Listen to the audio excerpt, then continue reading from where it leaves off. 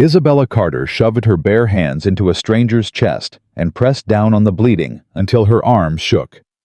"He's dying!" she screamed. "Somebody hand me a towel, or he bleeds out on this floor." A gun barrel touched the back of her skull. "Save him," a voice said, "or you go in the ground with him." She didn't stop. She didn't even look up. "Then shoot me," she said, "but get out of my light." Before we go further, please subscribe to the channel. Stay with this story all the way to the end and comment the city you're watching from.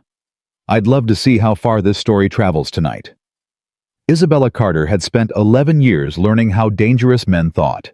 She had sat across steel tables from arsonists, from men who strangled their wives and then cried about their mothers, from a 19-year-old boy who explained calmly why the voices told him to do it. She had a rule, and the rule had kept her alive and sane in a job that ate people. Never let them see you flinch. Never let them know which words landed. And never ever forget that the man in front of you is a man, not a monster, not a movie, not a story people tell to scare each other. She had followed that rule for 11 years. She broke it on a Tuesday night in November at 11:41 p.m. in the parking structure behind the Cook County Forensic Offices. She was tired. That was the honest, unglamorous truth of it. She was tired. Her coat was too thin for the wind coming off the lake, and she had a bag full of case files she had promised herself she would not open until morning. She heard the car before she saw it. Not screeching, not aggressive, just slow, patient. The sound of an engine idling behind her at walking speed matching her stride. Isabella stopped walking. The car stopped too. She turned around. It was black, expensive, clean, in a way no car in Chicago in November had any right to be. The back door opened. A man got out, thick-shouldered gray at the temples, wearing a coat that probably cost more than her car. "Dr. Carter," he said. Her stomach dropped, but her voice came out flat. "You know my name. I don't know yours." "Marco." "Marco what?" "Just Marco is fine." "It's really not," she said. "Because if I have to describe you to the police in 10 minutes, just Marco isn't going to help either of us." He almost smiled. That was the first thing she noticed about him, and she filed it away without meaning to. He's not enjoying this. He's doing a job he doesn't like. "There's a man who needs a doctor," Marco said. "Then call 911. "We can't." "Then he doesn't need a doctor. He needs a lawyer." "Dr. Carter." Marco's voice didn't rise. It got quieter, which was worse. "He's bleeding out, right now, while we talk." Isabella's hand tightened on the strap of her bag. "I'm not that kind of doctor," she said. "I'm a psychologist. Do you understand what that means? I don't do surgery. I do interviews. I write reports. The last time I stitched anything, it was a Halloween costume. You did 2 years of medical school before you switched." The parking structure went very quiet. She heard her own breath. "How do you know that?" she said. "Please get in the car." "How do you know that, doctor?" He opened the door wider. "I'm asking you politely, and I would like very much to keep asking politely." There it was. Not a threat. Something worse, an apology in advance of a threat. Isabella had interviewed 11 men who had killed someone. She knew what a man sounded like when he had already decided and was just waiting for you to catch up. She got in the car. "Start here. Here is the thing nobody tells you about fear. It doesn't feel like the movies. There's no music, no shaking hands." Isabella sat in the back of that car with her bag on her lap and her spine straight, and what she felt was a strange floating clarity, like she was watching herself from the ceiling. You are in a vehicle with 3 men whose faces you can identify. That is very bad for you. That means they either don't care or they don't intend for it to matter. Which one? She looked at Marco's hands. Steady on the wheel. 10 and 2 like a driving instructor. Careful man. Rule follower. He's not the one making decisions. The man beside her in the back seat was younger, maybe 30, with a jaw that kept working like he was chewing something that wasn't there. He's scared. Scared men make mistakes. "How long has he been bleeding?" she asked. The younger man's head snapped toward her. "What?" "Your friend. Your boss. Whoever he is." "How long?" "40 minutes," Marco said from the front. "Maybe 50. "Where?" "Left side, below the ribs, and the shoulder." "Is he conscious?" "He was." "Was?" Marco didn't answer. Isabella closed her eyes. "Okay," she said. "Okay. Listen to me very carefully because I'm going to say something and you're both going to hate it.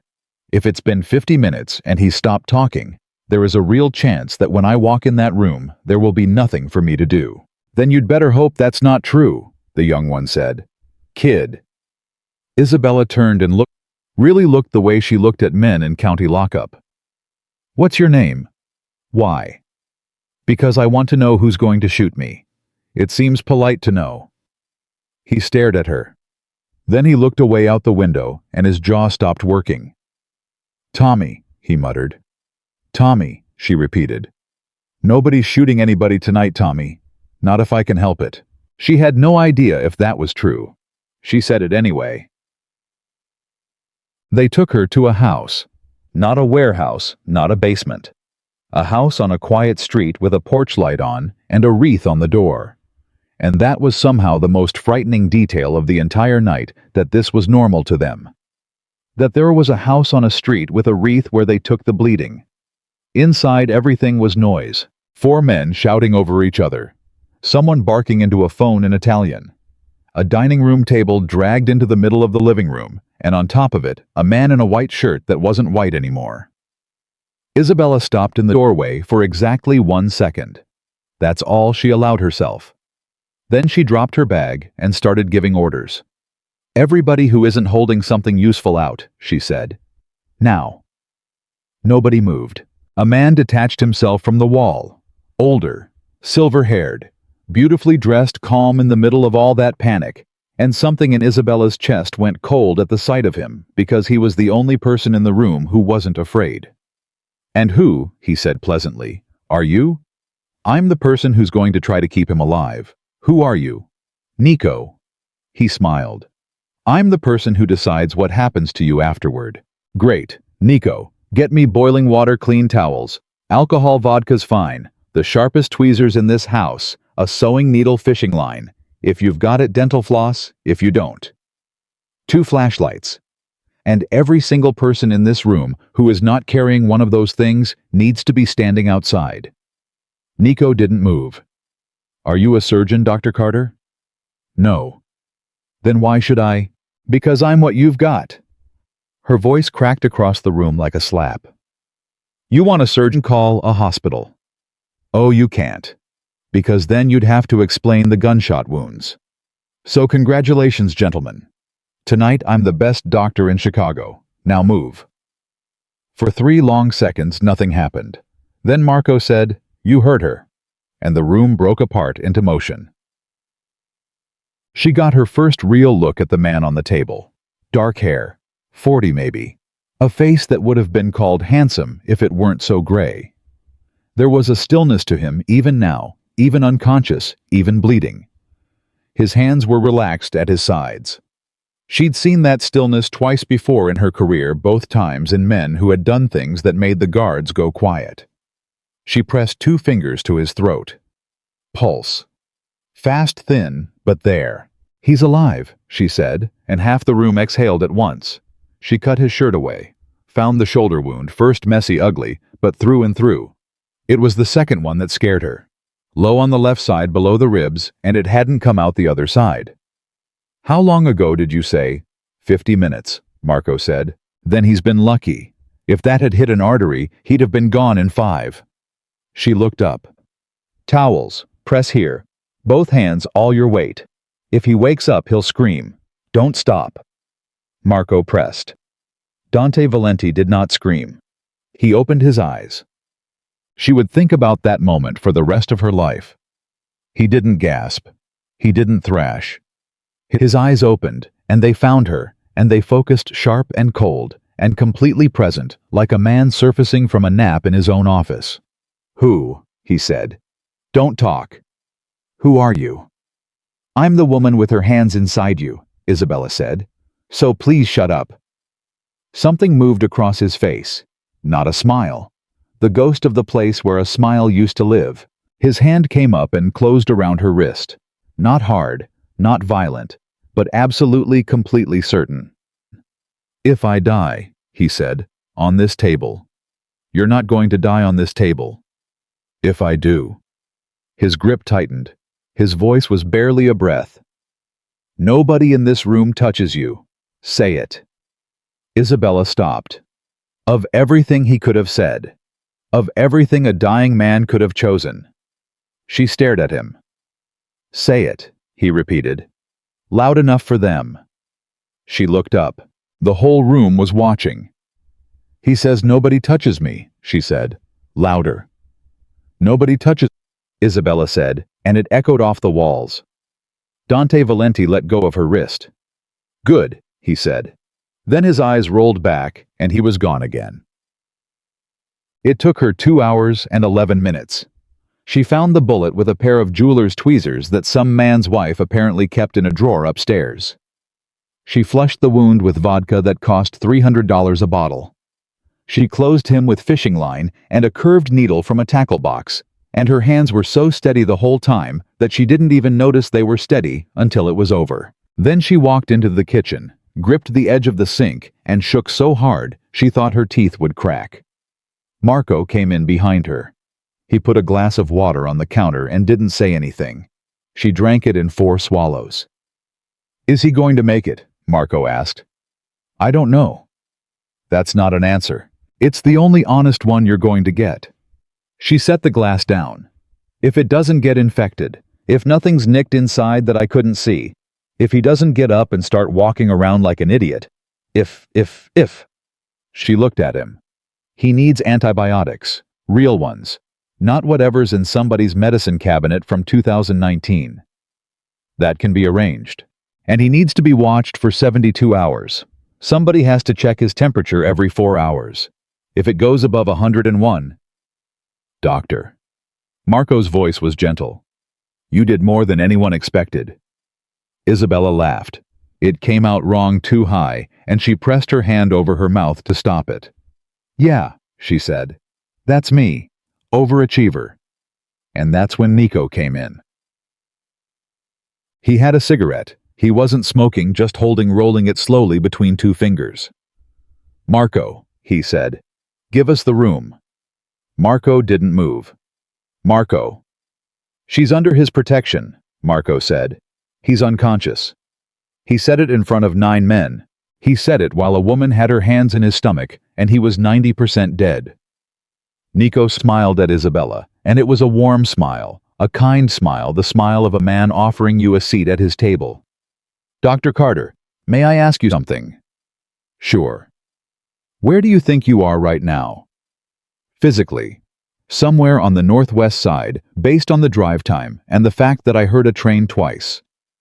Nico's smile faltered just slightly. "That's very good," he said. "I count things when I'm frightened. It's a coping mechanism. You should see me during turbulence." "And morally, Dr. Carter? Where do you think you are morally?" "I think," Isabella said, "that I just kept a human being from dying on a dining room table. And I think that whatever he did before tonight, and whatever he does tomorrow, that's not a decision I get to make with my hands inside him." "How convenient." "It's not convenient at all. It's going to keep me up for a year." Nico laughed genuinely this time. "You know what I think," he said. "I think you're a very smart woman who is about to make a very stupid mistake. And the mistake is thinking that because you saved him, you're safe." "I don't think I'm safe." "No." "I think I'm useful," she said. "That's different. Useful lasts longer." The kitchen went silent. And in the silence, Isabella watched Nico's face do something interesting. It went blank. For half a second less. The warmth drained out completely, and what was underneath wasn't anger. It was calculation. "He's not deciding whether to hurt me," she thought with a clarity that made her feel sick. "He's recalculating something else.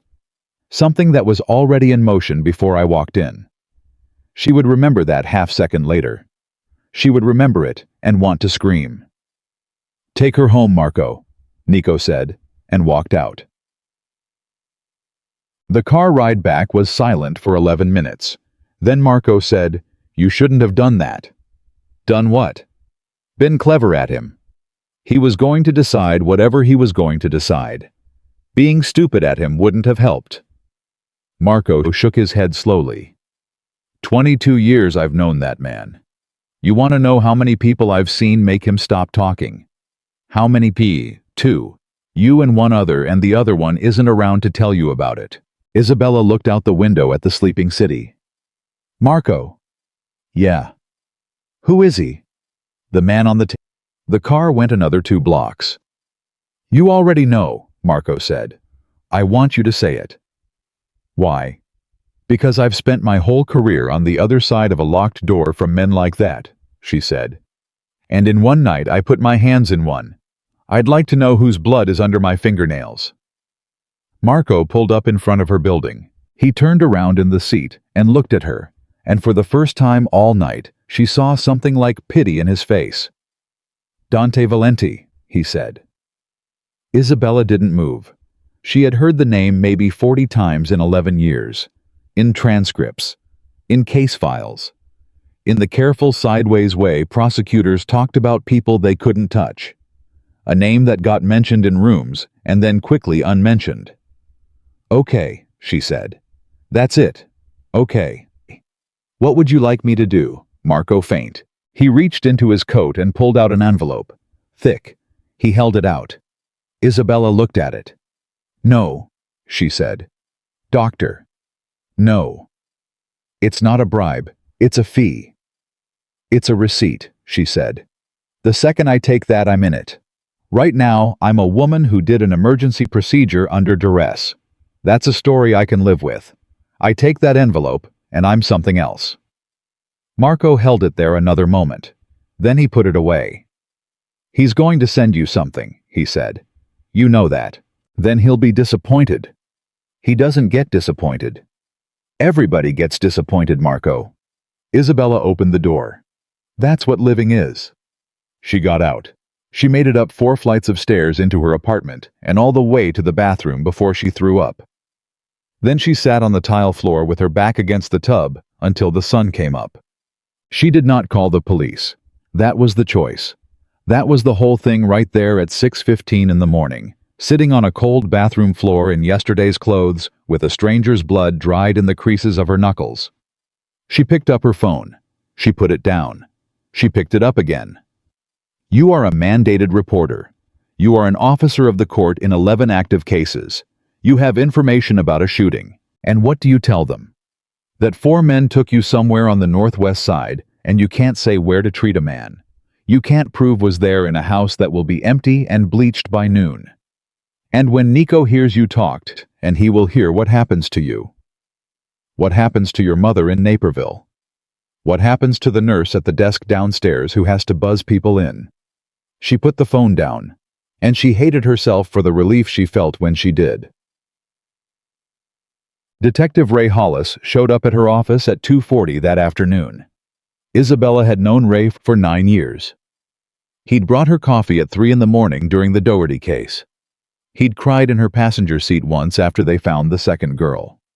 He was one of maybe 4 people in Chicago she trusted completely, which is why she almost broke. Hey, Doc. He dropped into the chair across from her desk. You look like hell. Thank you, Raymond. You look like a man who's about to ask me for something. I am. Then buy me a coffee first, like a gentleman. He grinned. Then the grin faded, and he pulled a photograph out of his jacket and slid it across her desk. Isabella looked down. A body on a sidewalk. Male. Young. Do you know him? Ray asked. Her heart, which had been beating perfectly normally, slammed once against her ribs. Should I? Just answer the question. No, Isabella said. I don't know him. Who is he? Ray watched her face for 2 full seconds. Then he pulled out a second photograph, a different angle. Vincent Pace, he said. 26. Shot 4 times outside a restaurant on Taylor Street last night at approximately 10 p.m. Isabella's hands were flat on her desk, and she kept them there. Okay, 2 shooters at that scene. Pace is one of them. The other one got away. What we can't figure out is who they were shooting at, because whoever it was, They bled all over that sidewalk and then vanished. No hospital, no morgue, no nothing. Ray leaned forward. Somebody in this city is walking around with 2 bullets in him, Doc, and nobody's seen a thing. That's terrible. That's Tuesday. He rubbed his eyes. Look, I'm not here about that. I'm here because Pace had a court-ordered psych eval 8 months ago. Guess whose signature is on it? The room tilted. Isabella made herself breathe. Mine, she said. Yours. Ray, I do 60 of those a year. I know. I'm not accusing you of anything. I'm asking you to pull the file and tell me what kind of guy he was. Because right now, I've got a dead shooter, a missing victim, and a captain who wants this closed by Friday. Isabella stood up.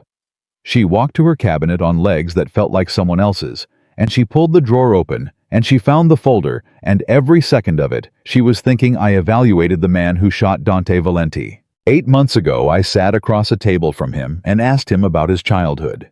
And last night, I pulled his bullet out of a man's body. She turned around with the folder in her hand and a completely calm expression on her face. Vincent Pace, she read. Assault 2. Impulse control issues. Low average intelligence. Extremely high suggestibility. She looked up. Ray, this kid wasn't a shooter. This kid was a tool. Somebody pointed him.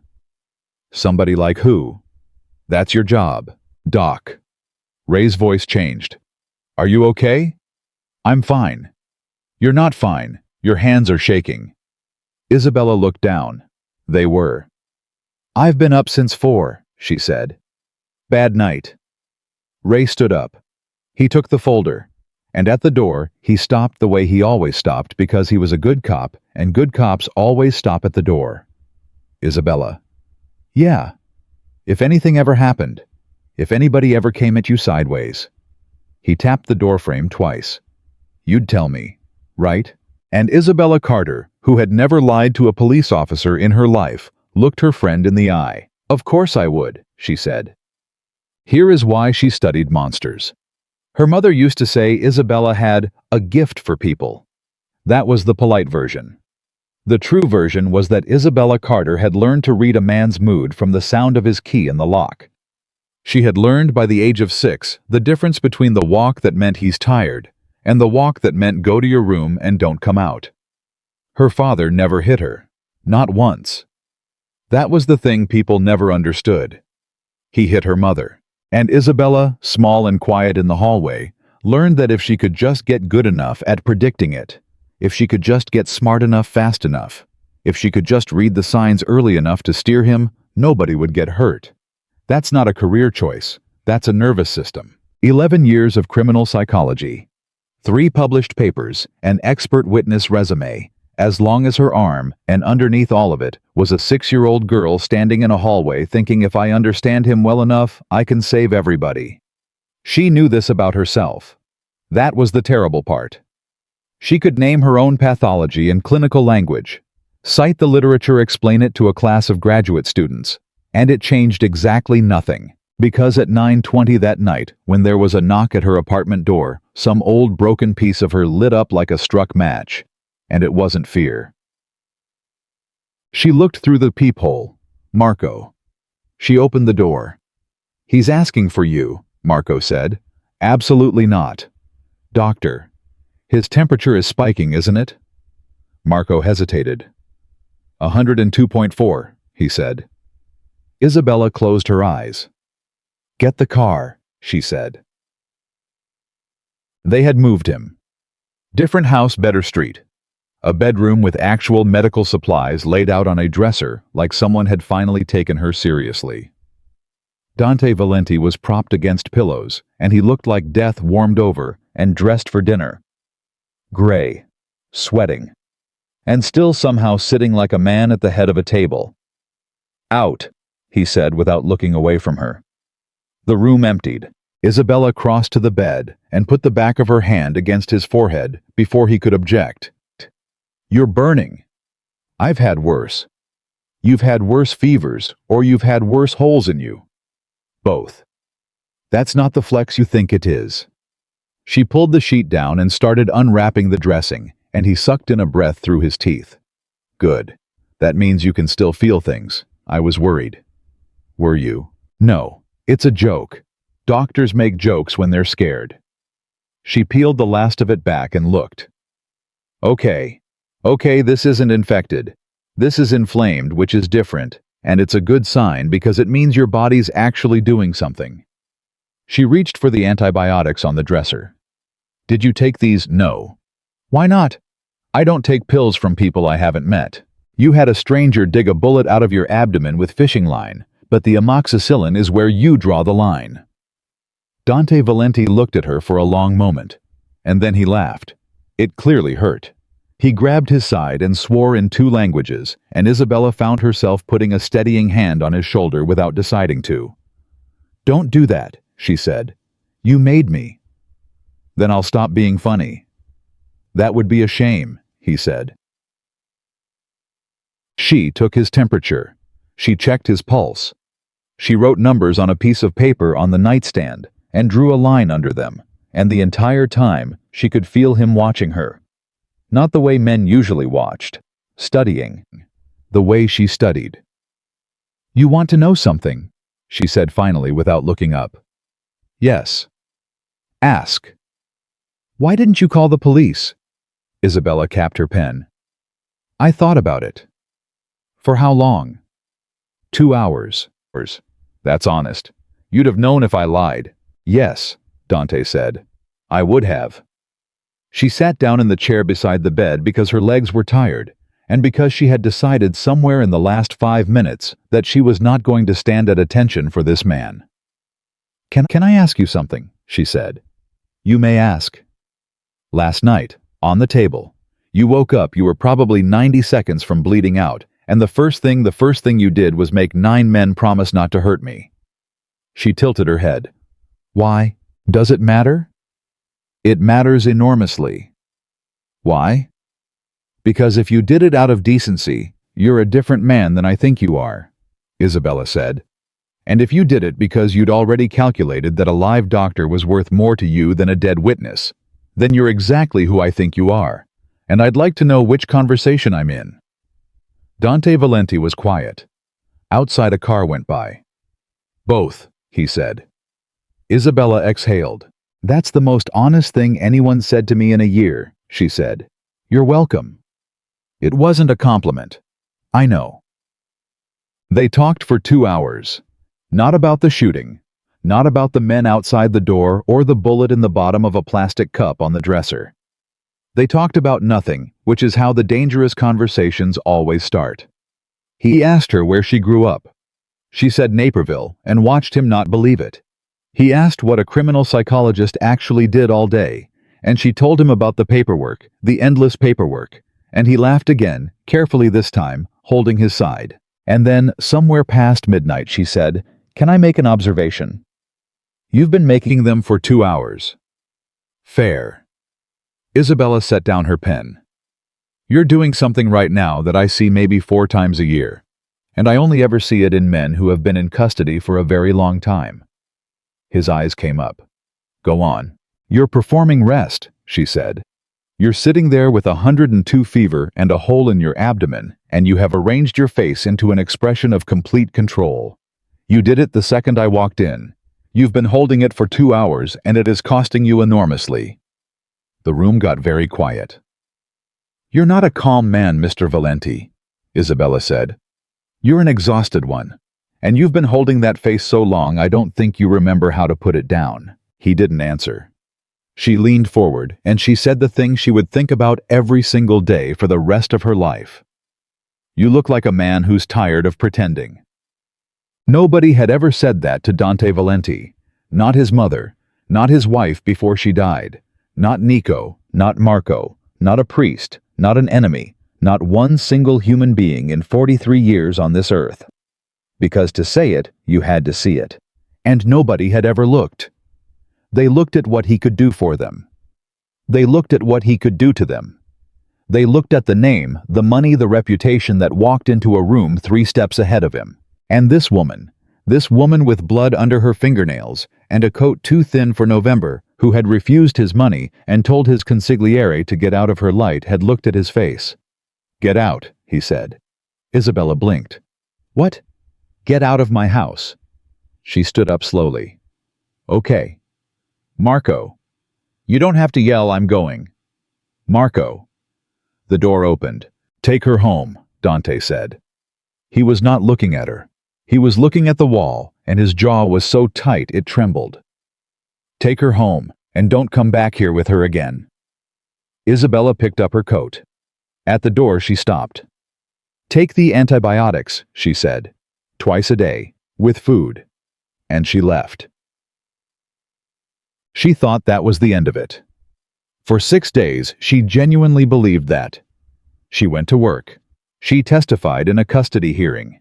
She ate dinner standing up over her sink. She called her mother on Sunday and said everything was fine. And on the 7th day at 6:50 p.m., she came out of the elevator into the parking garage under her building, and Dante Valenti was standing beside her car, upright, pale, in a black coat with one hand resting very lightly against his left side, the way a man does when he's pretending nothing hurts. Isabella stopped dead. You should be in bed, she said. You should be more frightened. I'm workings on it. He didn't smile, but something in his face eased. Walk with me, he said. No. Doctor, you threw me out of a house at 1 a.m, Isabella said. You don't get to summon me to a parking garage 7 days later and say walk with me like we're in a movie. You're right. That stopped her. I'm sorry, what? I said you're right. He shifted his weight, and she saw the flicker of pain go through him. I threw you out because you said something true, and I hadn't given you permission to. That was... He stopped, started again. That was not fair. Isabella stared at him. Say that last part again. No. Come on. Absolutely not. And Isabella Carter, standing in a concrete parking garage next to the most dangerous man in Chicago, laughed out loud. That was the moment. If you're looking for the moment, the exact second where a woman's whole life turns on its hinge. It wasn't the blood. It wasn't the gun at the back of her head, or the table, or the fever. It was a laugh in a parking garage, and the fact that he laughed too. I came to tell you 3 things, Dante said. Okay. First, the wound is closed. There's no infection. You did that. I got lucky. I don't believe in luck. He held up 2 fingers. Second, nobody is coming for you. Not from my side. That's finished, that's decided, and Nico understands it. And third, Dante was quiet for a moment. Then he reached into his coat and pulled out a small evidence bag, the kind Isabella had held 1,000 times in 1,000 courtrooms. Inside it was a business card. Bent, stained brown along one edge. Isabella Carter, Side D. Forensic Psychology, Cook County. Her stomach dropped straight through the floor. That's mine, she said. Yes. Where did you get that? It was in the jacket pocket, Dante said, of the man who shot me. The garage went absolutely silent. Isabella could hear the fluorescent light buzzing 40 feet away. That's not possible. It was in his pocket, folded once. The fold was soft, he'd carried it a while. Dante's voice was perfectly level, and that was the worst part. Vincent Pace, 26 years old. Nobody. A kid who couldn't have found me on a map on his own. I evaluated him, Isabella said. 8 months ago. Court ordered. That's why he had my card. I give them out at every intake. I've given out thousands. I know. Then why are you, doctor? Dante took 1 step closer. I need you to understand something, and I need you to understand it completely. When my men found that card in his pocket, there were 11 people in that room, and every one of them came to the same conclusion. Isabella's mouth had gone dry. What conclusion? That the woman on the card set it up. The garage tilted. That's insane. It's arithmetic, Dante said. The boy who shot me had your name in his pocket.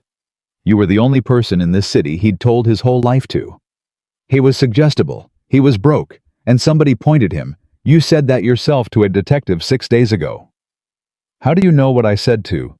And 50 minutes after I was shot, Dante continued, my men brought you to a house on the northwest side. Isabella heard it. She heard it, and every hair on her body stood up. "You didn't bring me there to save you," she whispered.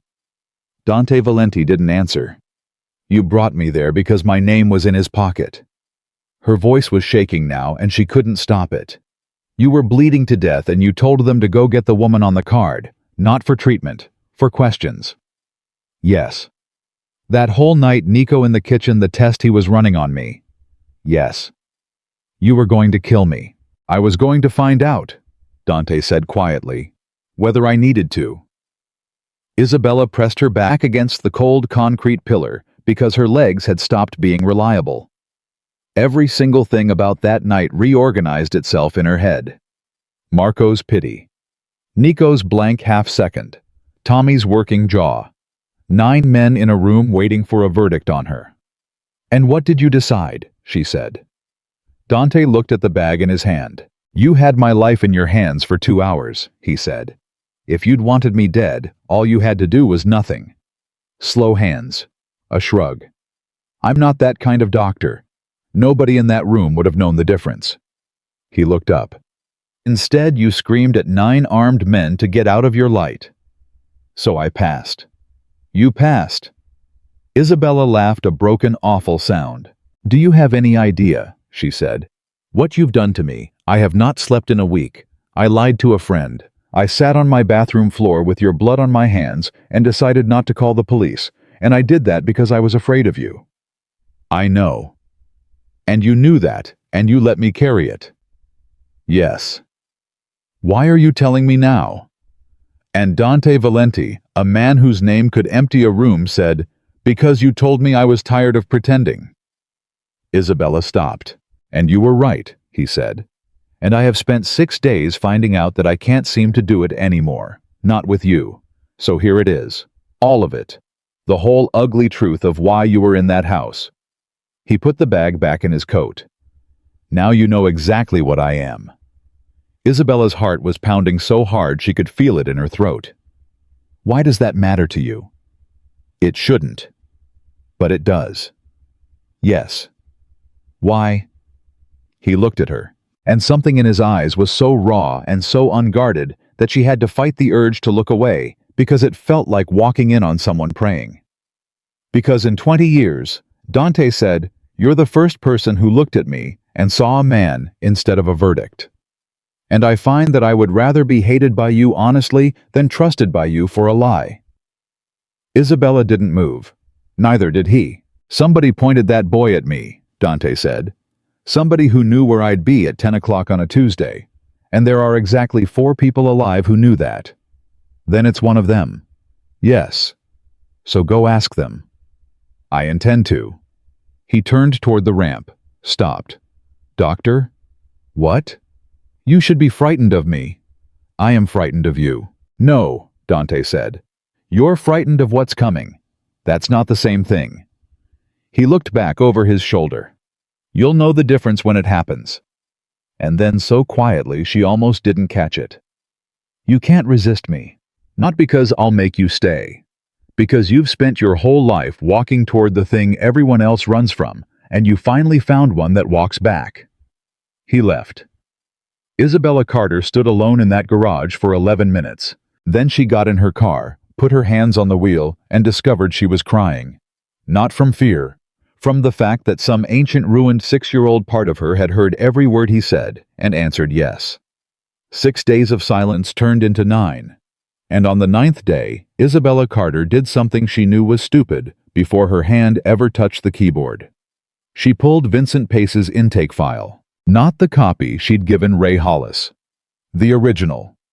The county system, the one that logged every keystroke, the one with her name and her badge number, and a little timestamp that would sit in a server somewhere forever saying, "Dr. Isabella Carter accessed this record at 4:12 p.m.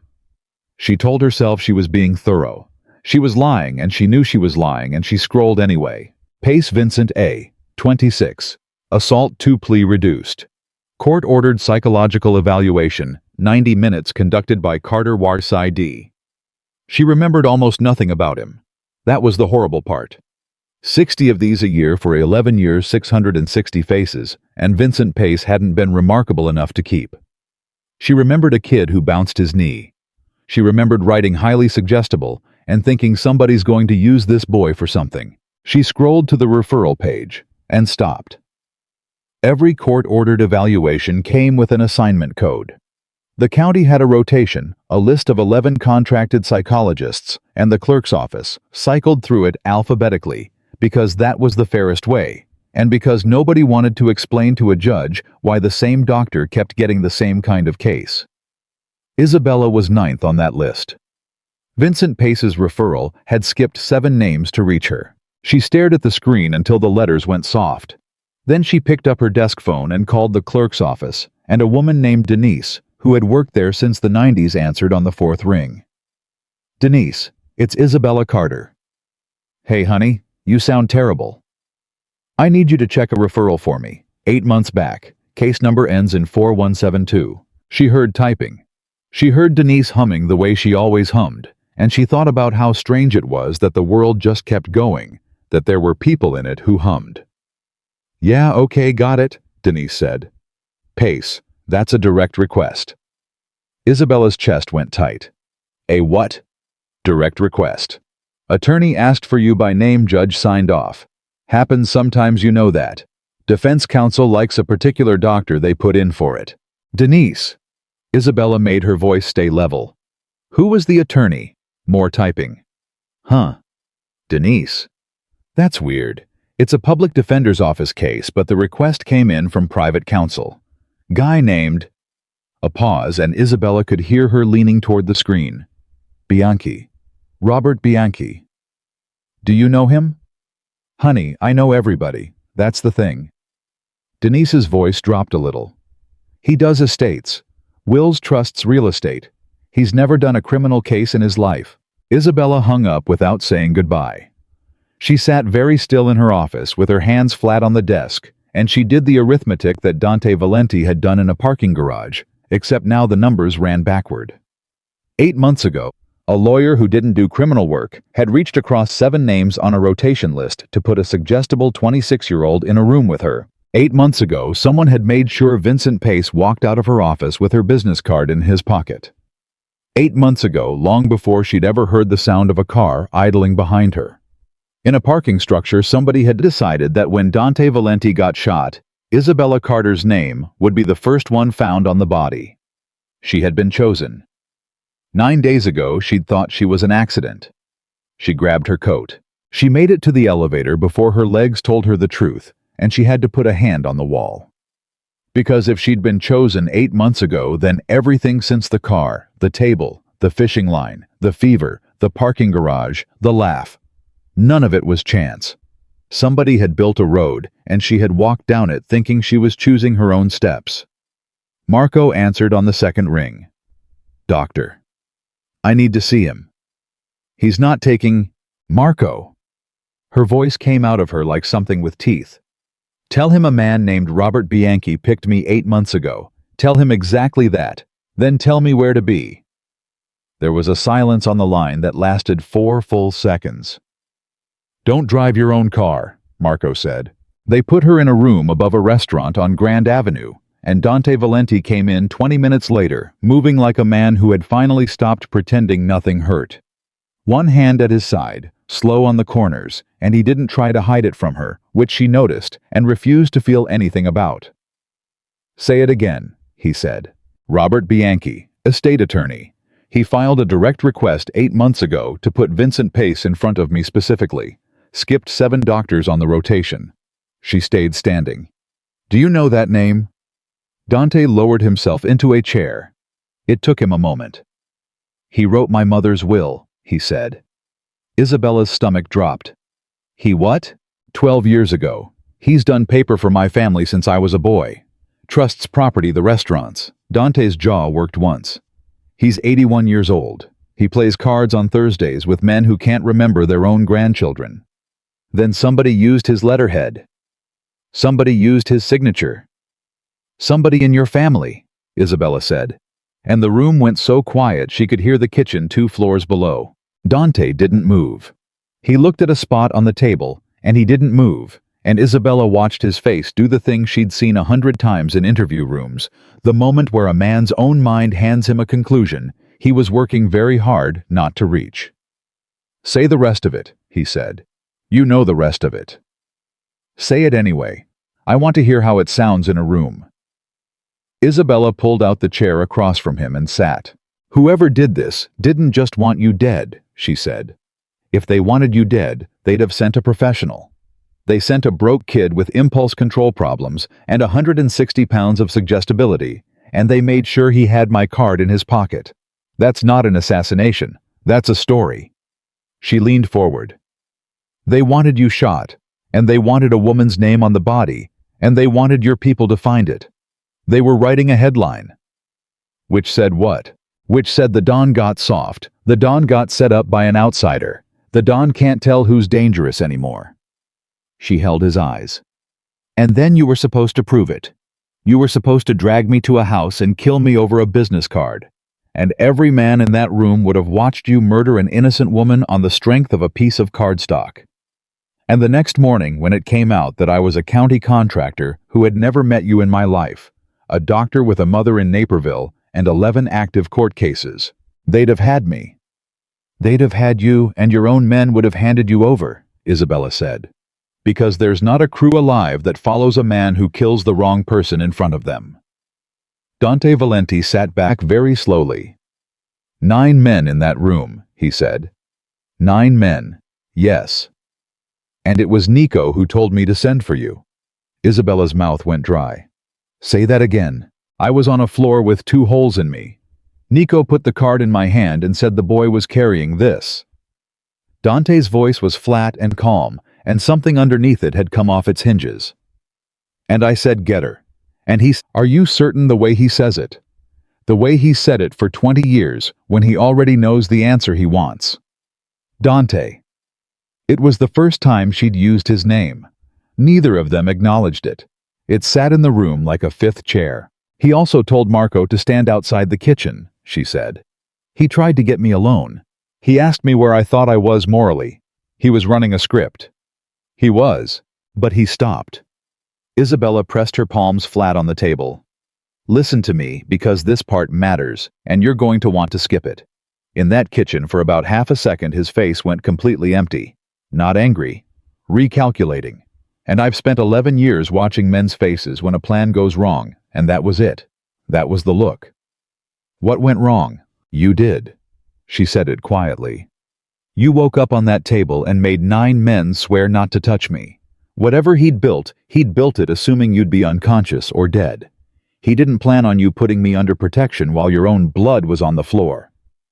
Dante was silent a long moment. "Then he's had 9 days to fix it," he said. And Isabella felt the floor of her stomach open up. "Fix it how?" He looked at her, and he didn't answer, and the answer was in his face. "No," she said. "Doctor. Don't you dare go quiet on me now. Fix it how?" "There are 2 ways to correct a story that didn't finish," Dante said. "You kill the man you meant to kill, or you kill the woman who's still walking around with the ending in her mouth." Isabella stood up so fast the chair scraped. "My mother lives in Naperville." "I know. My mother lives in Naperville.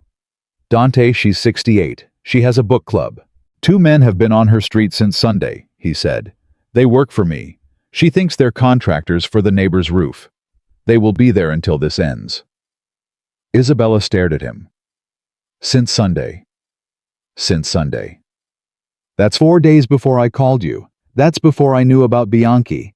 That's before—" She stopped. "You already knew." "I suspected." "You suspected, and you put men on my mother's street, and you didn't tell me. What would you have done with it?" His voice rose for the first time, and it wasn't loud. It was worse than loud. It had the sound of something that had been held down with both hands for a long time.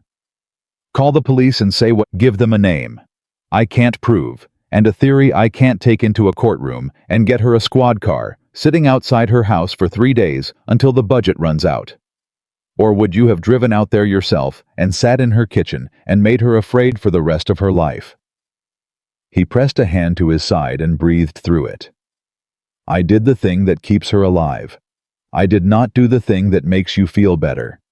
Those are not always the same job, doctor, and I am very tired of people needing them to be. The silence afterward had a physical weight to it.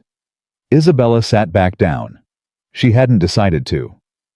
You don't get to do that, she said, but the fight had gone out of her voice. I know. You don't get to make decisions about the people I love without telling me. I know. Then why did you? And Dante Valenti said, because I have never once in my life told someone the truth first and had it end well. And I am 43 years old, and I do not know how to start. Isabella looked down at her hands. That's the second true thing you've said to me, she said. I'm keeping count too. She almost smiled. She hated that she almost smiled. There's something else, she said. You told me 4 people knew where you'd be that Tuesday. Yes. Tell me the 4. Why? Because I'm going to tell you which one of them is lying, Isabella said, and I'd like to be sitting down when I do it. He watched her for a long moment. Nico Ferraro, Marco, Sal Mancuso, who runs the West Side for me. He paused. And my sister, Elaine. Isabella's head came up. You have a sister? I have a sister. You've never mentioned her. You've known me 11 days. That's not why, Isabella said. And she watched Dante Valenti, a man who could sit still through a bullet extraction, shift his weight in a chair. No, he said, it isn't. She let it sit. She let it sit the way she let things sit in interview rooms, and she watched him decide. When our father died, he said finally, there were 11 months where it wasn't clear who would take it. I was 28, Elena was 24, and smarter than me by a distance you could measure with a ruler. His thumb moved along the edge of the table. Everyone in that family would have followed her. Every single one. And they gave it to me instead. Because you were the son. Because I was the son. And what did she do? She said congratulations, Dante said. She kissed my face. She organized the dinner. She has run half of what I own for 15 years and never once asked for a title, and every man in my organization refers to her as the one you go to when you can't go to Dante. Isabella sat very still. You just described a person, she said carefully, who has spent 15 years being told that she is not allowed to want the thing she is best at. Yes. And you love her. More than anyone alive. And you already thought of it, Isabella said. Before I walked in this room, you'd already thought of her, and you put it somewhere you don't have to look at it. Dante Valenti did not answer. She had her answer. Bianchi wrote your mother's will, she said. Who handled your mother's estate? The muscle in his jaw jumped. Elena, he said. Isabella closed her eyes. Don't, Dante said. I haven't said anything. You were going to. I was going to say, Isabella said, opening her eyes, that I've been wrong about people 14 times in 11 years, and I remember all 14 names. So no, I'm not going to tell you it's your sister. Access to a signature isn't guilt. It's opportunity, and half the people in your life have opportunity. Then what are you going to tell me? That there's exactly one way to find out, and you're not going to like it. Say it. Put all 4 of them in a room, Isabella said, and let me watch. Dante actually laughed a short, disbelieving sound. No. It's what I do. You do it with a locked door and 2 guards and a table bolted to the floor. I do it with men who have killed their wives, Isabella said. I have sat 3 feet from a man who buried 2 people in a crawl space, and I made him tell me about it in an hour and 10 minutes. Do not tell me what I do. These are not the same men. No, they're smarter. She leaned in. Which is why it works. Smart people manage their words. Nobody manages the other things. Nobody manages what their hands do when a name they weren't expecting lands in the middle of a table. And if you're wrong, then you're exactly where you are right now, which is nowhere with a hole in your side and 9 days of somebody else's head start. Isabella's voice dropped.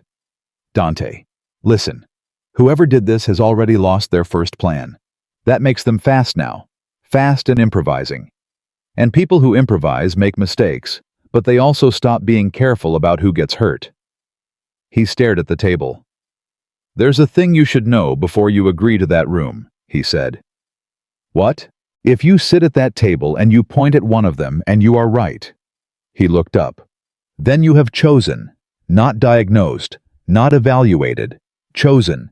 And what happens after that happens because you said a name. Isabella felt something cold move through her. That's not fair. No. You're asking me to be a witness and an executioner in the same sentence. I'm telling you what it is, Dante said.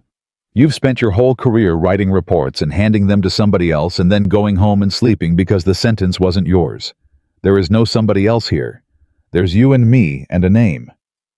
He held her eyes. You may still walk away. Say the word right now, and Marco drives you home, and men stay on your mother's street until this is over, and you never see me again. And you. I'll do it without you, and I'll get it wrong, he said simply. Because they're my family, and I've been looking at them for 43 years, and you looked at me for 2 hours and told me something about myself that nobody has ever said out loud. Isabella's throat ached. That's not fair either. I'm not a fair man. I thought we established this. She looked at her own hands on the table. The hands that had been inside him, that had shaken so hard over a kitchen sink, that had shaken again in front of Ray Hollis 6 days ago while she lied to a friend she loved. She thought about a hallway when she was 6 years old. If I understand him well enough, I can save everybody. I have a condition, she said. Name it. Whoever it is, they don't die. Dante went still. That's not a condition. That's a fantasy. Then get a different psychologist. Doctor. No, you listen to me now. She put both hands flat on the table. You want to know what actually happened to you? Somebody in your own house looked at you and thought, he's a machine. He'll behave like a machine. He'll kill an innocent woman over a business card, because that's what he does. They bet their entire plan on you being the monster everybody says you are. Her voice shook. And you weren't. You woke up bleeding out, and the first thing you did was protect a stranger. That's the only reason I'm alive. That's the whole reason their plan came apart. Dante didn't speak. So if you sit in that room and do the thing they predicted, Isabella said, then they win. Even from a hole in the ground they win, because they'll have been right about you. And I will have helped. You don't understand what I am. I understand it better than you do, and that is the entire problem with you. The silence stretched out. Then Dante Valenti said very quietly, You are asking me to break 20 years of arithmetic on the word of a woman I have known for 11 days. Yes. Why should I? Because you already are, Isabella said. You've been breaking it since the night you told me I was right and it wasn't fair. Men like you don't apologize in parking garages. That's not a thing that happens. You've been coming apart for 11 days and you know it.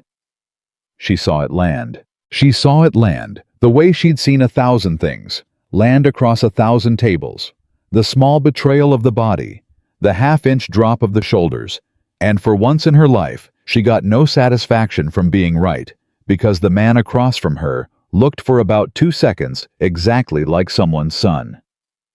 Thursday, Dante said. There's a dinner every Thursday. It's been every Thursday since I was 9 years old. All 4 will be there. You'll bring me to a family dinner. I'll bring you as my doctor. Half of them already know you kept me alive. His mouth moved, not quite a smile. You'll be the most interesting thing at that table in a decade. That's not comforting. It wasn't meant to be. Isabella stood and got her coat, and she was almost at the door when he said her name. Isabella. She stopped. He'd never used it before either. When you're in that room, he said, there is a chance you will look at one of them and see nothing, and there is a chance you'll look at all 4 and see something. But there's a third thing, and I want you to hear it from me now, instead of Thursday. What? There's a chance you'll look at me, Dante said, and understand why they thought I would kill you. Isabella held the doorframe. I already understand that, she said. No, you don't. I do. She turned around. I understood it the second you told me the truth in that garage, because a man who was actually what they think you are wouldn't have needed to confess it. He'd have let me keep thinking I got lucky. She left. and she was 3 blocks from Grand Avenue, walking fast in a coat too thin for November, when her phone buzzed against her hip. Ray Hollis. She almost didn't answer. She would think about that later, the fact that she almost didn't. Ray. Doc. His voice was wrong. Flat and careful cop voice, the voice he used with strangers. Where are you right now? Walking to my car. Why? Don't. Isabella stopped in the middle of the sidewalk. What? Don't go to your car. Stand where there's people and stay there. She heard papers, a door closing his breath. We got the phone dump back on Vincent Pace. Kid was broke, he had a burner, 7 numbers on it total. 6 or nothing. Family, a girlfriend, a pizza place. Ray. The 7th one called him 9 times in the 3 weeks before he died, Ray said. And it called him one more time at 10:04 that Tuesday night, 4 minutes after the shooting. Isabella's heart was slamming. Whose number is it? That's the thing.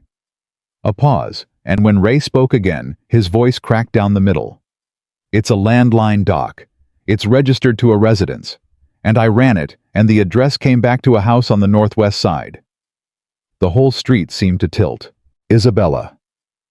Ray's voice went very soft, and she heard something in it she had never heard in 9 years. She heard him afraid of her answer.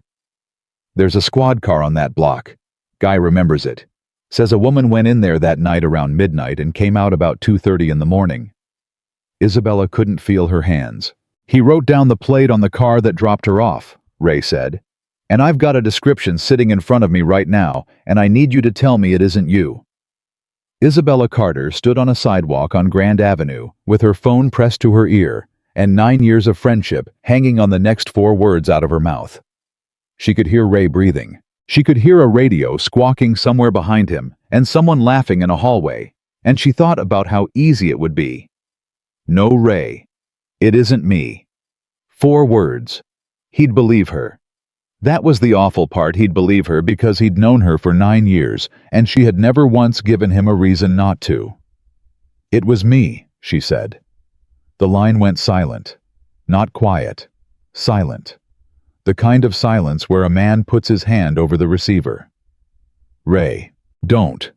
His voice came back thin. Don't say my name right now, just hang on. Ray, listen to me.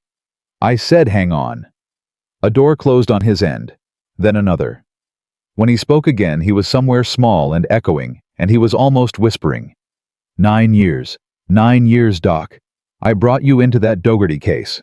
I put your name in front of my captain. I cried in your car. I know. Do you understand what I've got in front of me? I've got a plate number. I've got a uniform's field notes, and I've got a description that says a white female mid-30s, dark hair in a gray coat went into a house connected to a homicide at midnight and came out at 2:30 in the morning. His breath caught. And I have been sitting here for 40 minutes trying to build a version of this where it isn't you. There isn't one. Then give me one. Ray, because right now the only thing standing between you and an interview room is the fact that I haven't typed it up yet, and I have got about 2 hours before that stops being true. Isabella closed her eyes and put her free hand against a cold storefront window. Where are you? She said. Where am I? Are you at the district? Yeah. Meet me at the diner on Ashland, the one with the bad pie. Doc, you want a version, Ray? Come get it in person. I'm not doing this on a phone. Her voice cracked. Please. There was a long pause. 45 minutes, Ray said. And Isabella? Yeah. Come alone, I'll know. She got there in 30. She sat in a back booth with a cup of coffee she didn't drink, and her hands wrapped around it for the heat, and she rehearsed 6 different versions of the truth and threw all 6 of them away, because Ray Hollis had spent 19 years listening to people build stories in front of him, and he could hear the nails going in. He walked in at 6:52. He didn't take his coat off. He sat down across from her, and he didn't say hello. Talk, he said. On the 9th of November, at approximately 11:40 at night, 4 men took me out of the parking structure behind the forensic offices, Isabella said. They knew my name. They knew I'd done 2 years of medical school. They said a man was bleeding out, and they needed me. The one who did the talking was polite. He also made it very clear that polite was the only version of that conversation I was going to get. Ray's jaw moved. They took me to a house I couldn't place, and there was a man on a dining room table with 2 gunshot wounds. I dug a bullet out of his abdomen with a pair of tweezers and closed him with fishing line. It took 2 hours and 11 minutes. Then they drove me home and I threw up and I sat on my bathroom floor until the sun came up. And you didn't call it in? No. Why? Because I couldn't tell them where the house was, Isabella said. Because everyone in it would be gone by morning and the floors would be bleached. Because the only thing I'd accomplish is announcing to 9 armed men that I'd talked. She made herself hold his eyes. And because my mother lives alone in Naperville, and I did the math, Ray. I did the math on a bathroom floor at 4 in the morning, and I chose her. Ray sat back. He rubbed both hands down his face, and when he lowered them, he looked 10 years older than he had walking in. You lied to me, he said. Yes. You sat in your office and you looked me in the eye and I asked you. Yes. I asked you if anybody ever came at you sideways and you said, I know what I said. Say it back to me. Ray, say it back to me. I said, of course I would, Isabella said, and her voice came apart in the middle of it. Ray looked out the window for a long moment. You know what the worst part is, he said. It's not that you lied. Everybody lies to cops, that's Tuesday. It's that I already knew. He tapped his knuckle twice on the table. I knew in your office. Your hands were shaking, and you gave me the bad night excuse, and I walked out of there, and I sat in my car, and I thought she's in something. And I let it go. Because it was you. I'm sorry. Don't do that yet. He pulled a folded paper from his coat and pushed it across. Look at this first. Then tell me you're sorry, and I'll decide if I want it. Isabella unfolded it. Phone records. Columns of number 1, highlighted in yellow over and over. 7 contacts on Pace's burner, Ray said. One of them calls him 9 times in 3 weeks, always between 9 and 11 at night, always under 2 minutes. He leaned in. And then at 10:04 on the night he died, it calls him one more time. You said the shooting was around 10. 9:58. We got it off a security camera across the street. 4 rounds, Pace goes down, second shooter runs. Ray's finger came down on the highlighted number. So this call at 10:04 rang in the pocket of a man who had been dead for 6 minutes. Isabella stared at the page. That's not a mistake, she said. That's what I keep saying to myself at 3 in the morning. Whoever it was, they'd have known. There's a shooting, sirens, a body on Taylor Street. That's the loudest 4 minutes in the neighborhood. She looked up. You don't call a man's phone at 10:04 if you're worried about being connected to him. You call at 10:04 if you want to be. Or if you're stupid. Was he stupid? Whoever built this? Ray didn't answer, which was an answer. Ray, whose number is that? That's the part where you and me have a problem. He took the paper back and folded it. It's a landline, residential, and the address is the same house that Uniform wrote down. Isabella's coffee cup was suddenly very heavy in her hands. The house I was in. The house you were in. Who owns it? It's owned by a trust. Ray's mouth twisted. Which is owned by another trust. Which was set up by an estate attorney downtown who's 81 years old and doesn't return calls. Robert Bianchi. Ray's head came up so fast it looked like it hurt. Say that again. Robert Bianchi, Isabella said. Estate attorney. He filed a direct request 8 months ago to have Vincent Pace evaluated by me specifically. He skipped 7 names on the county rotation to get to mine. Denise in the clerk's office pulled it this afternoon. It's in the system, Ray. It's been sitting in the system for 8 months. Ray Hollis stared at her. You're telling me you were picked. I'm telling you I was assigned. 8 months before I ever heard of any of this. And whoever assigned me made sure a suggestible 26-year-old walked out of my office carrying my business card. She leaned forward. And that card was in his jacket when he was shot. And the men who came for me had already found it. Jesus Christ. They didn't bring me to that house to save anybody, Isabella said. They brought me there to decide whether to kill me. Ray's hand went flat on the table. And you got in the car anyway. I didn't know. When did you know? 6 days later. In a parking garage. He told me himself. He told you. Ray's voice dropped to almost nothing. Doc. Do you hear yourself? He. Not the victim. Not the guy on the table. He. Isabella didn't answer. Oh no. Ray sat back like she'd shoved him. No, no, no, no. Ray. You've seen him again. Twice. Twice. He laughed, and it was an ugly sound, and two people at the counter turned around. Twice.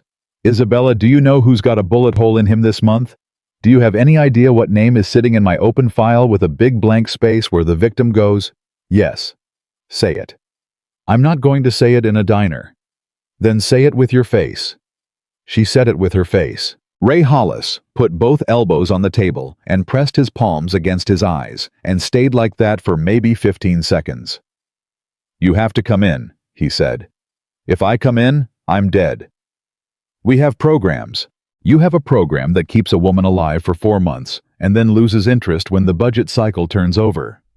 I have read those files, Ray. I've written psych evals for people in those programs, and I know exactly how it goes. She reached across the table and put her hand flat on his wrist. Listen to me.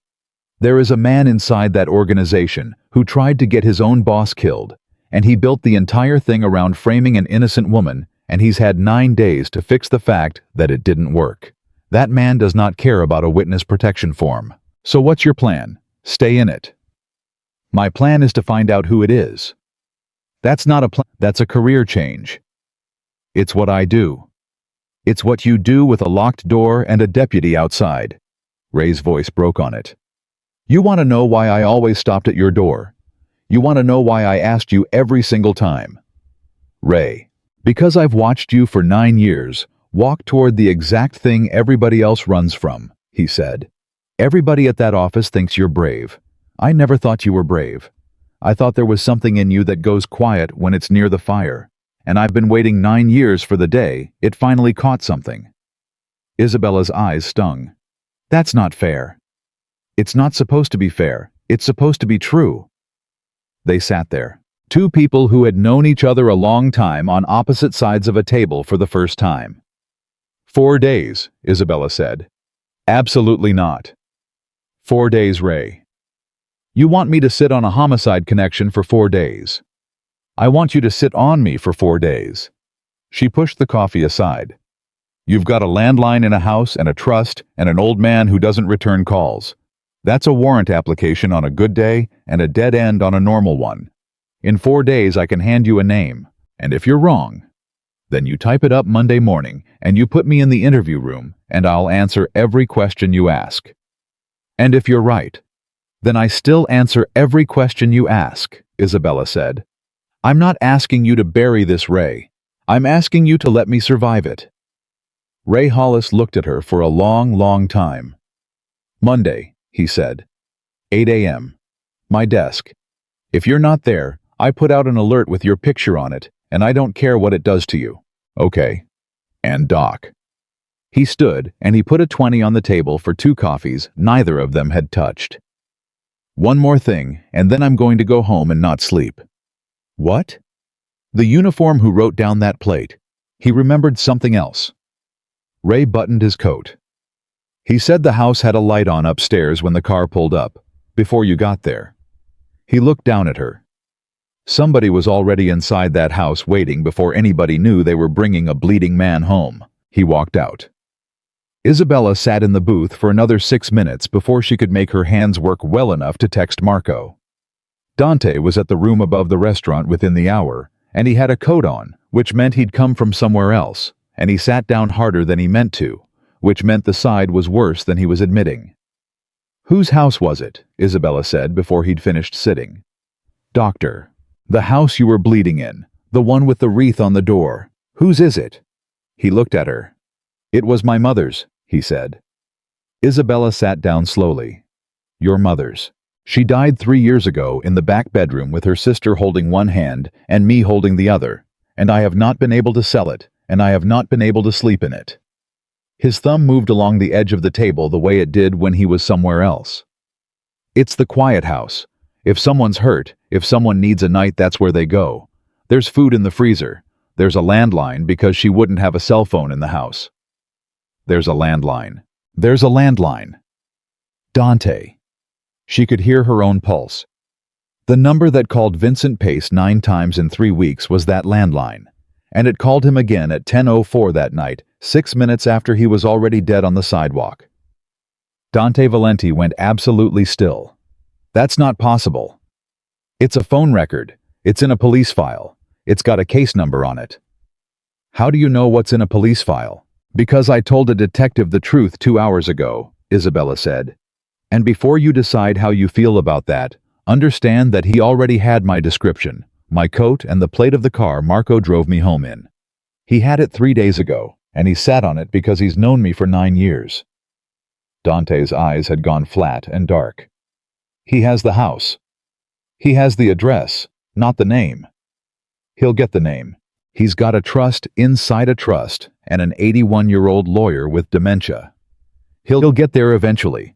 He gave me until Monday morning. She held his gaze. That's the number.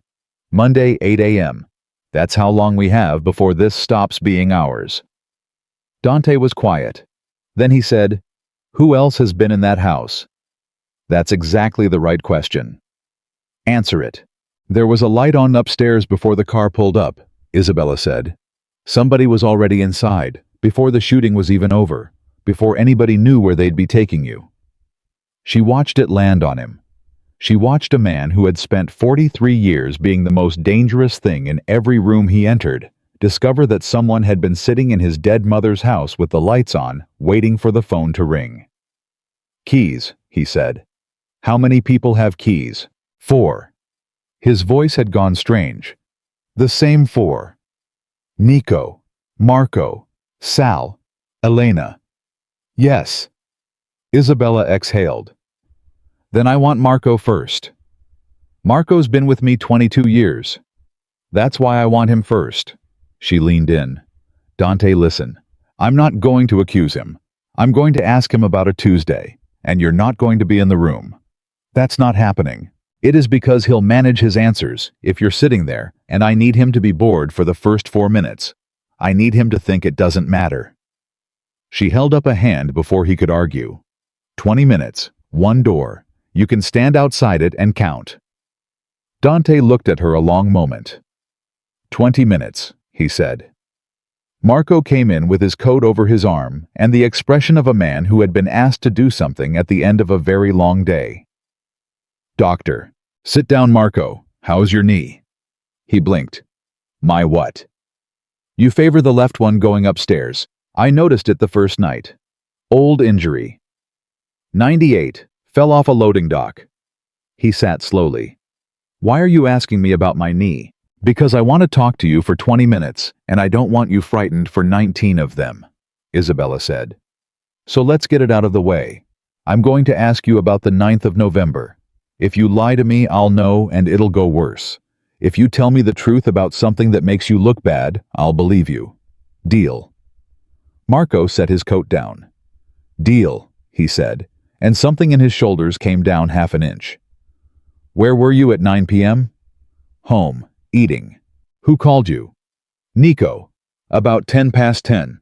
Said there was trouble on Taylor and to get the car. Where'd you go? To the house. Isabella kept her voice absolutely level. Which house? His mother's. Why that one? That's where we go. Who told you to go there? Nobody told me. That's just where... Marco stopped. His head tilted very slightly. No. Wait. Isabella did not move a muscle. Take your time. Nobody told me on the 9th, Marco said slowly. But somebody told me on the 8th. What happened on the 8th? I got a call the night before, asking me to open the house up, turn the heat on, run the water, make sure the freezer's stocked. He rubbed his mouth. Which happens. Twice a year, 3 times. Somebody's coming in from out of town. Somebody needs a week. Who called you? Marco looked at the table. Marco. Elena, he said. The room got very quiet. Elena Valenti called you on the 8th of November, Isabella said, and asked you to open the house. Yeah. Did she say why? She said a cousin was coming through from Cleveland. Did a cousin come through from Cleveland? Marco didn't answer. Marco. No, he said. No cousin came. Isabella sat back. I need you to understand something, she said. In about 4 minutes, I'm going to open that door, and you're going to have to say this again in front of him. Marco's face did something she would remember for a long time. I know, he said. Are you going to change it? No. Why not? Because I've known that man 22 years, and if I start deciding which truths he's allowed to have, then I'm no different from whoever did this.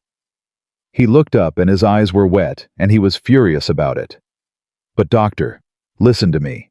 That girl held her mother's hand in that house for 11 days at the end. She scrubbed the floor herself after. She's the one who calls me on my birthday. Every year. Every single year, and Dante's never remembered once. I hear you. Do you? Because you're going to walk out that door and say a name, and once it's said, it can't be. I'm not going to say a name, Isabella said. You are. And then we're going to keep asking questions because a phone call on the 8th of November is not a confession.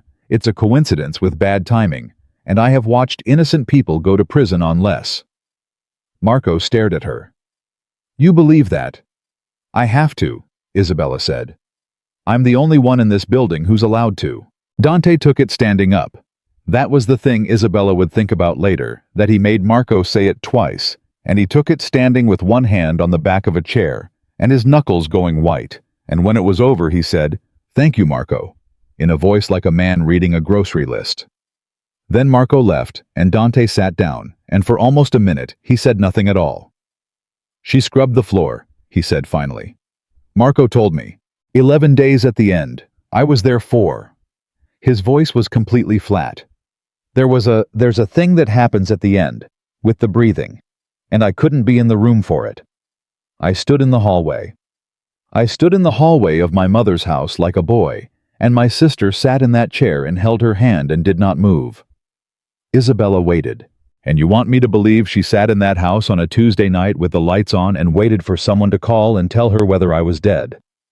No, Isabella said. I don't want you to believe anything.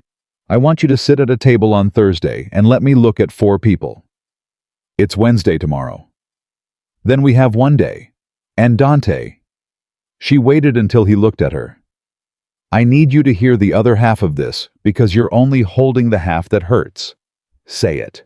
Somebody called Vincent Pace's phone at 10:04, 6 minutes after he was shot dead in the street. From a house that belongs to your family, through a trust with your family lawyer's signature on it. She spread her hands.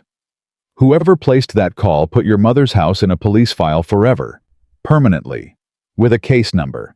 That is not how you take over an organization. Dante's eyes narrowed.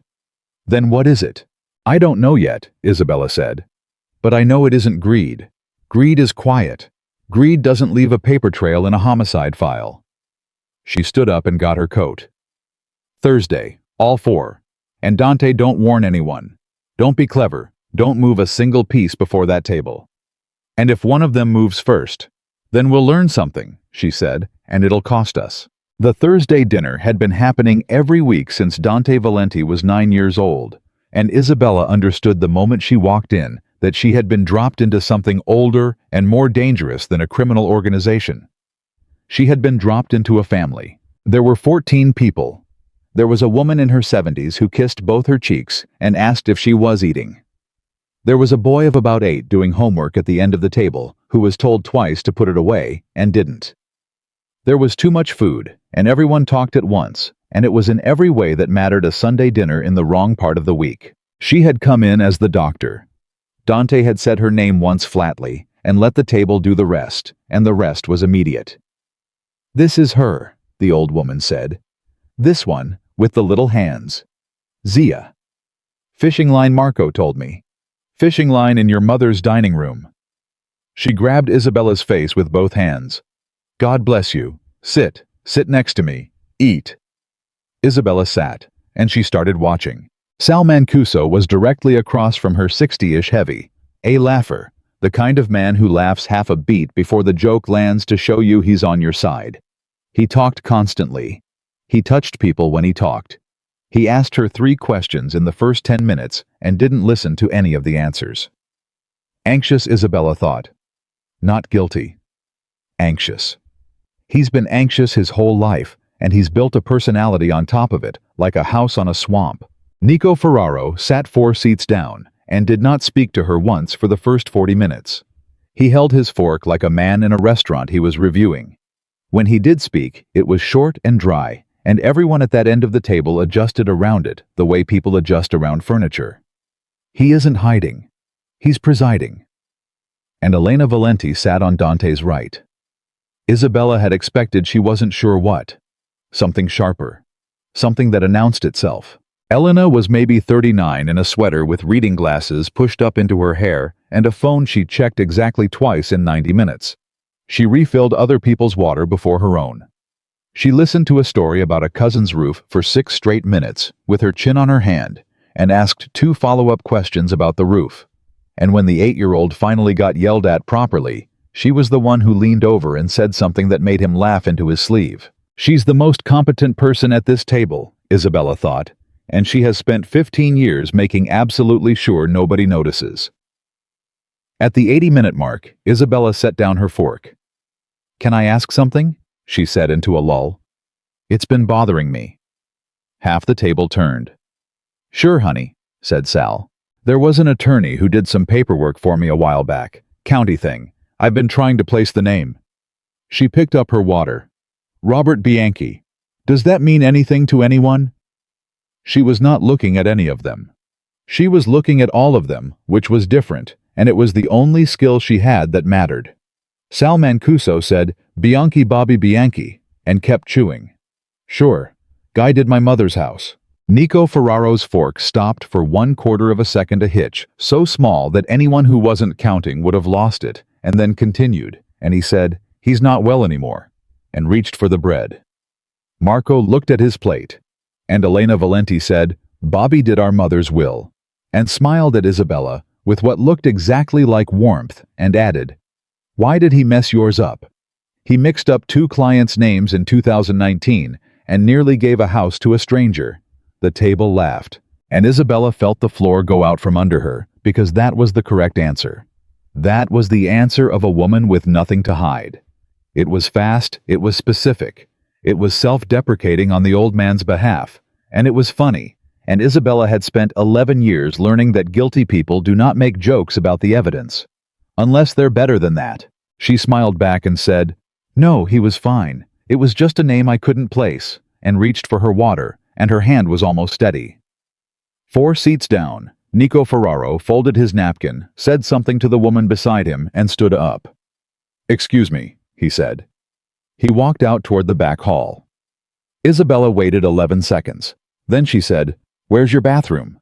to the old woman, and got a hand wave and a direction, and stood up. She found him in the hallway with his phone against his ear. He saw her. He did not hang up. He did not lower his voice. He looked directly at her and said into the phone, "Yes, tonight, no tonight," and ended the call and put the phone in his pocket. Dr. Carter. "Mr. Ferraro.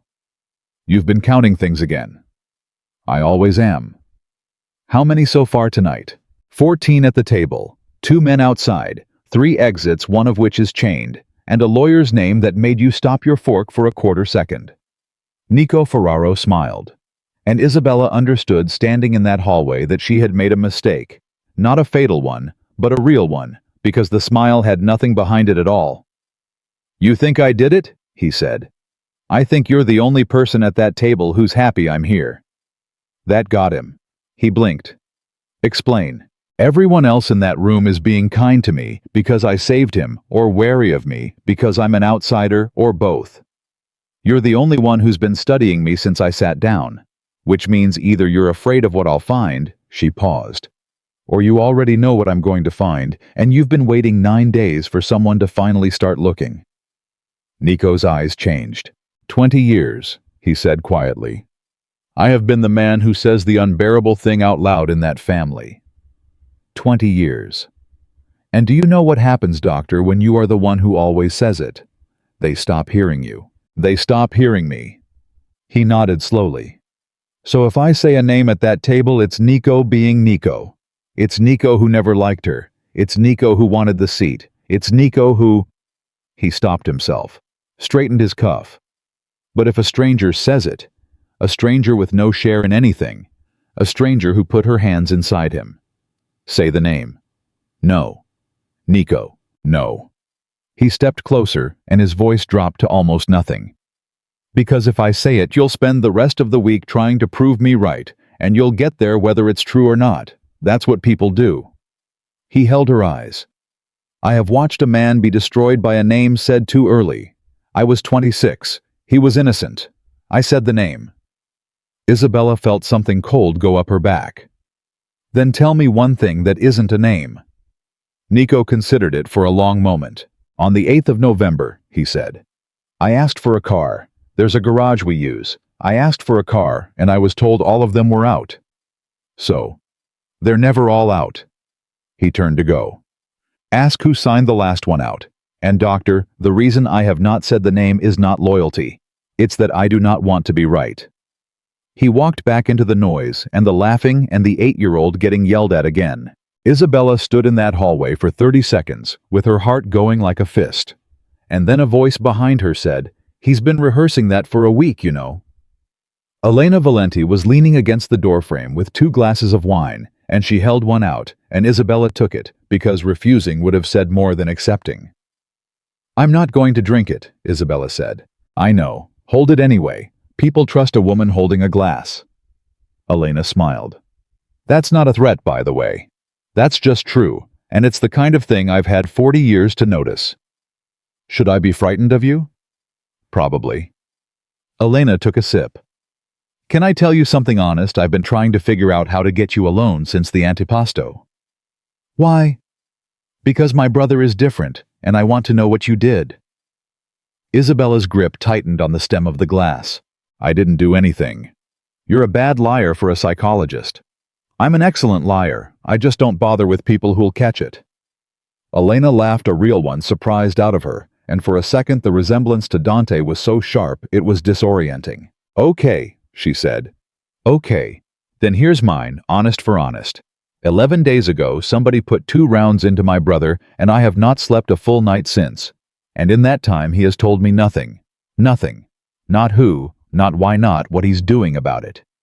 15 years I have run half of what he owns, and he has never once locked me out of anything, and now there's a door, and I'm on the wrong side of it. She looked at Isabella steadily. And then he brings a stranger to Thursday dinner. I'm his doctor. You're not his doctor. You're a forensic psychologist who works for the county. You did 2 years of medical school in the 90s, and you have never in your life been anyone's doctor. Elena's voice stayed perfectly pleasant. I looked you up an hour after Marco said your name. It took 4 minutes. I'd be a very bad sister if I hadn't. Isabella's mouth went dry. Fair, she said. So let me ask my question.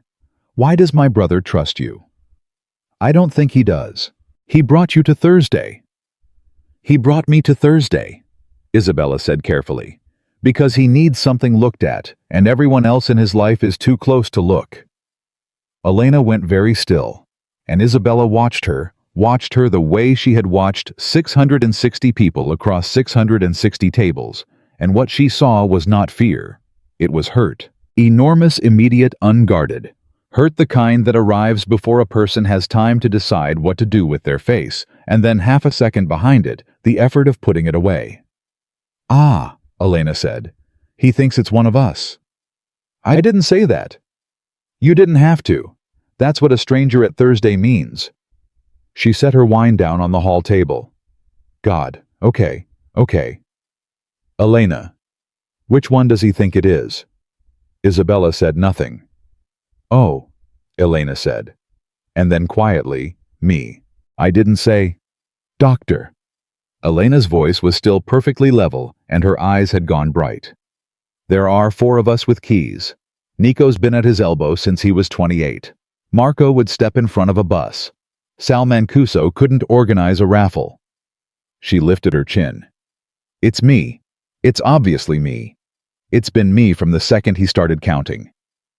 Did you call Marco on the 8th of November and ask him to open your mother's house?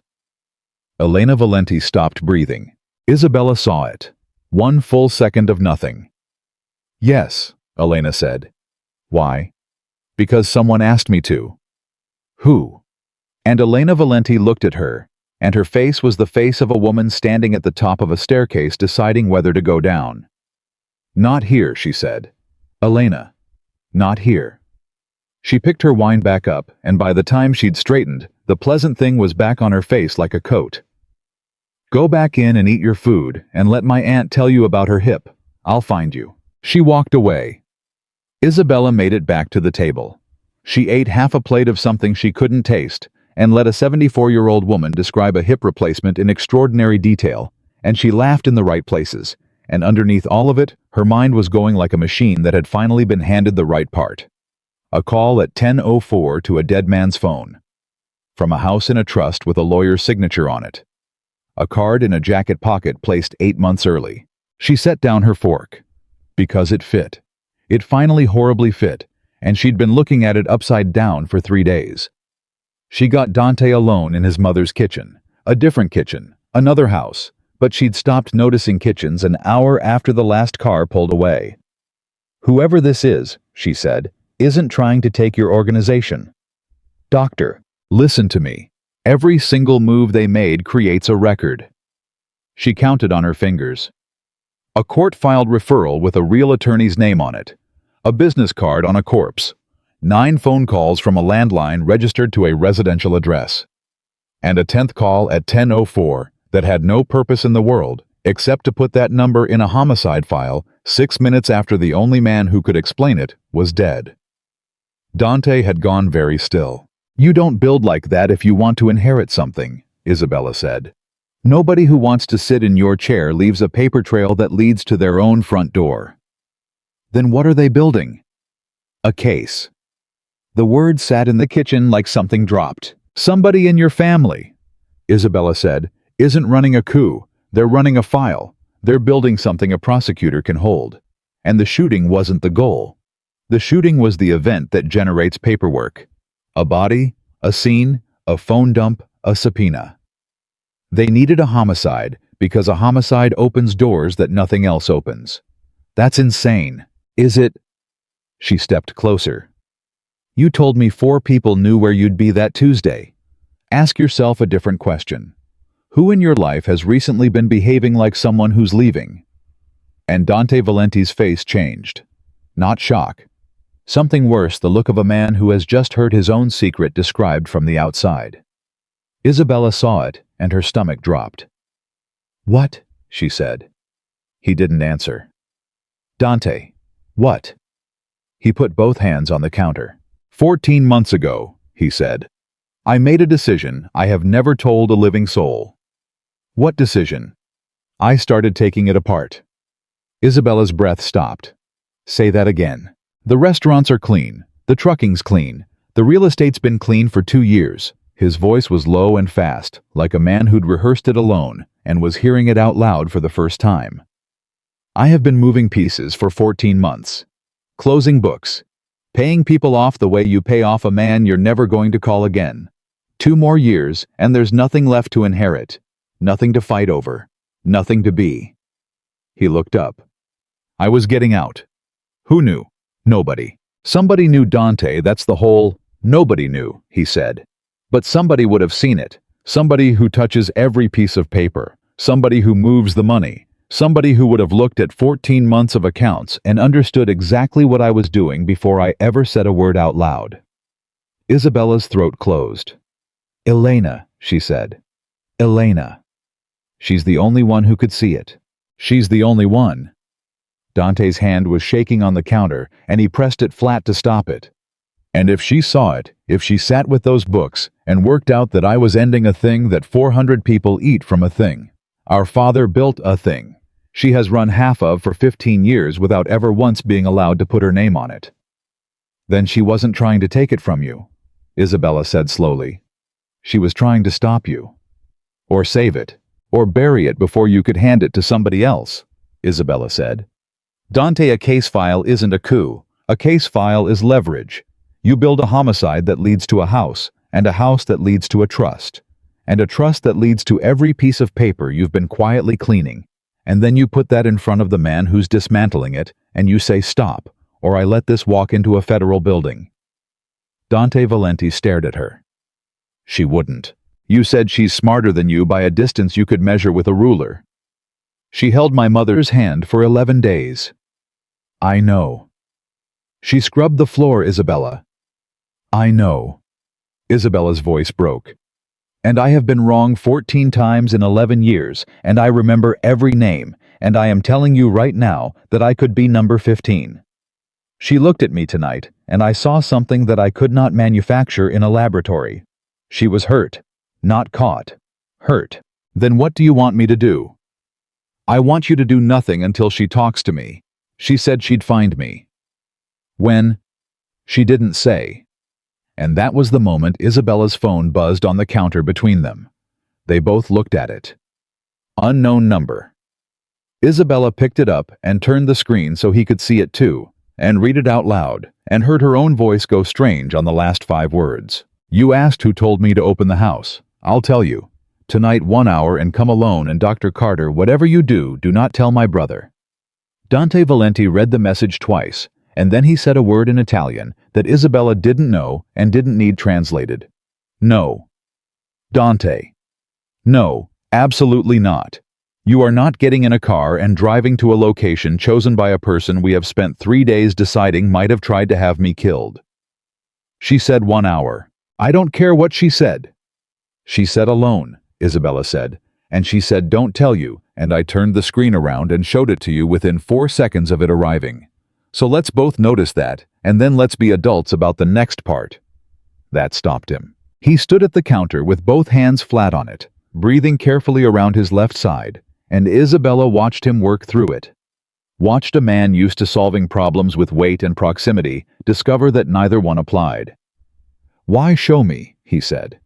Because I'm not going to lie to you. Not once, not about anything, not even to save your feelings. That's the only currency I've got in this, and I'm not spending it.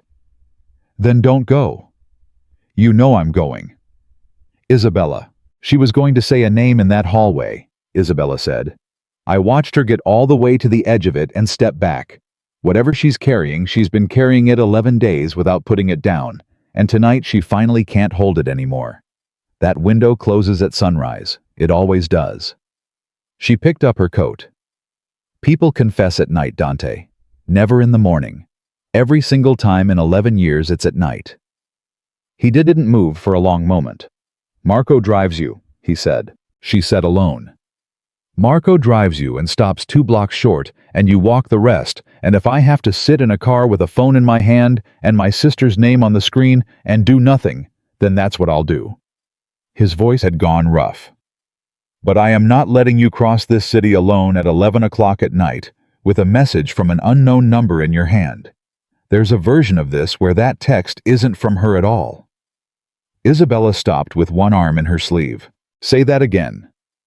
There's a version, Dante said, where somebody watched her talk to you in a hallway for 4 minutes and understood exactly what you'd do with a text like that. The kitchen went very quiet. That's a horrible thought, Isabella said. I've had 11 days to get good at horrible thoughts. Marco didn't ask a single question.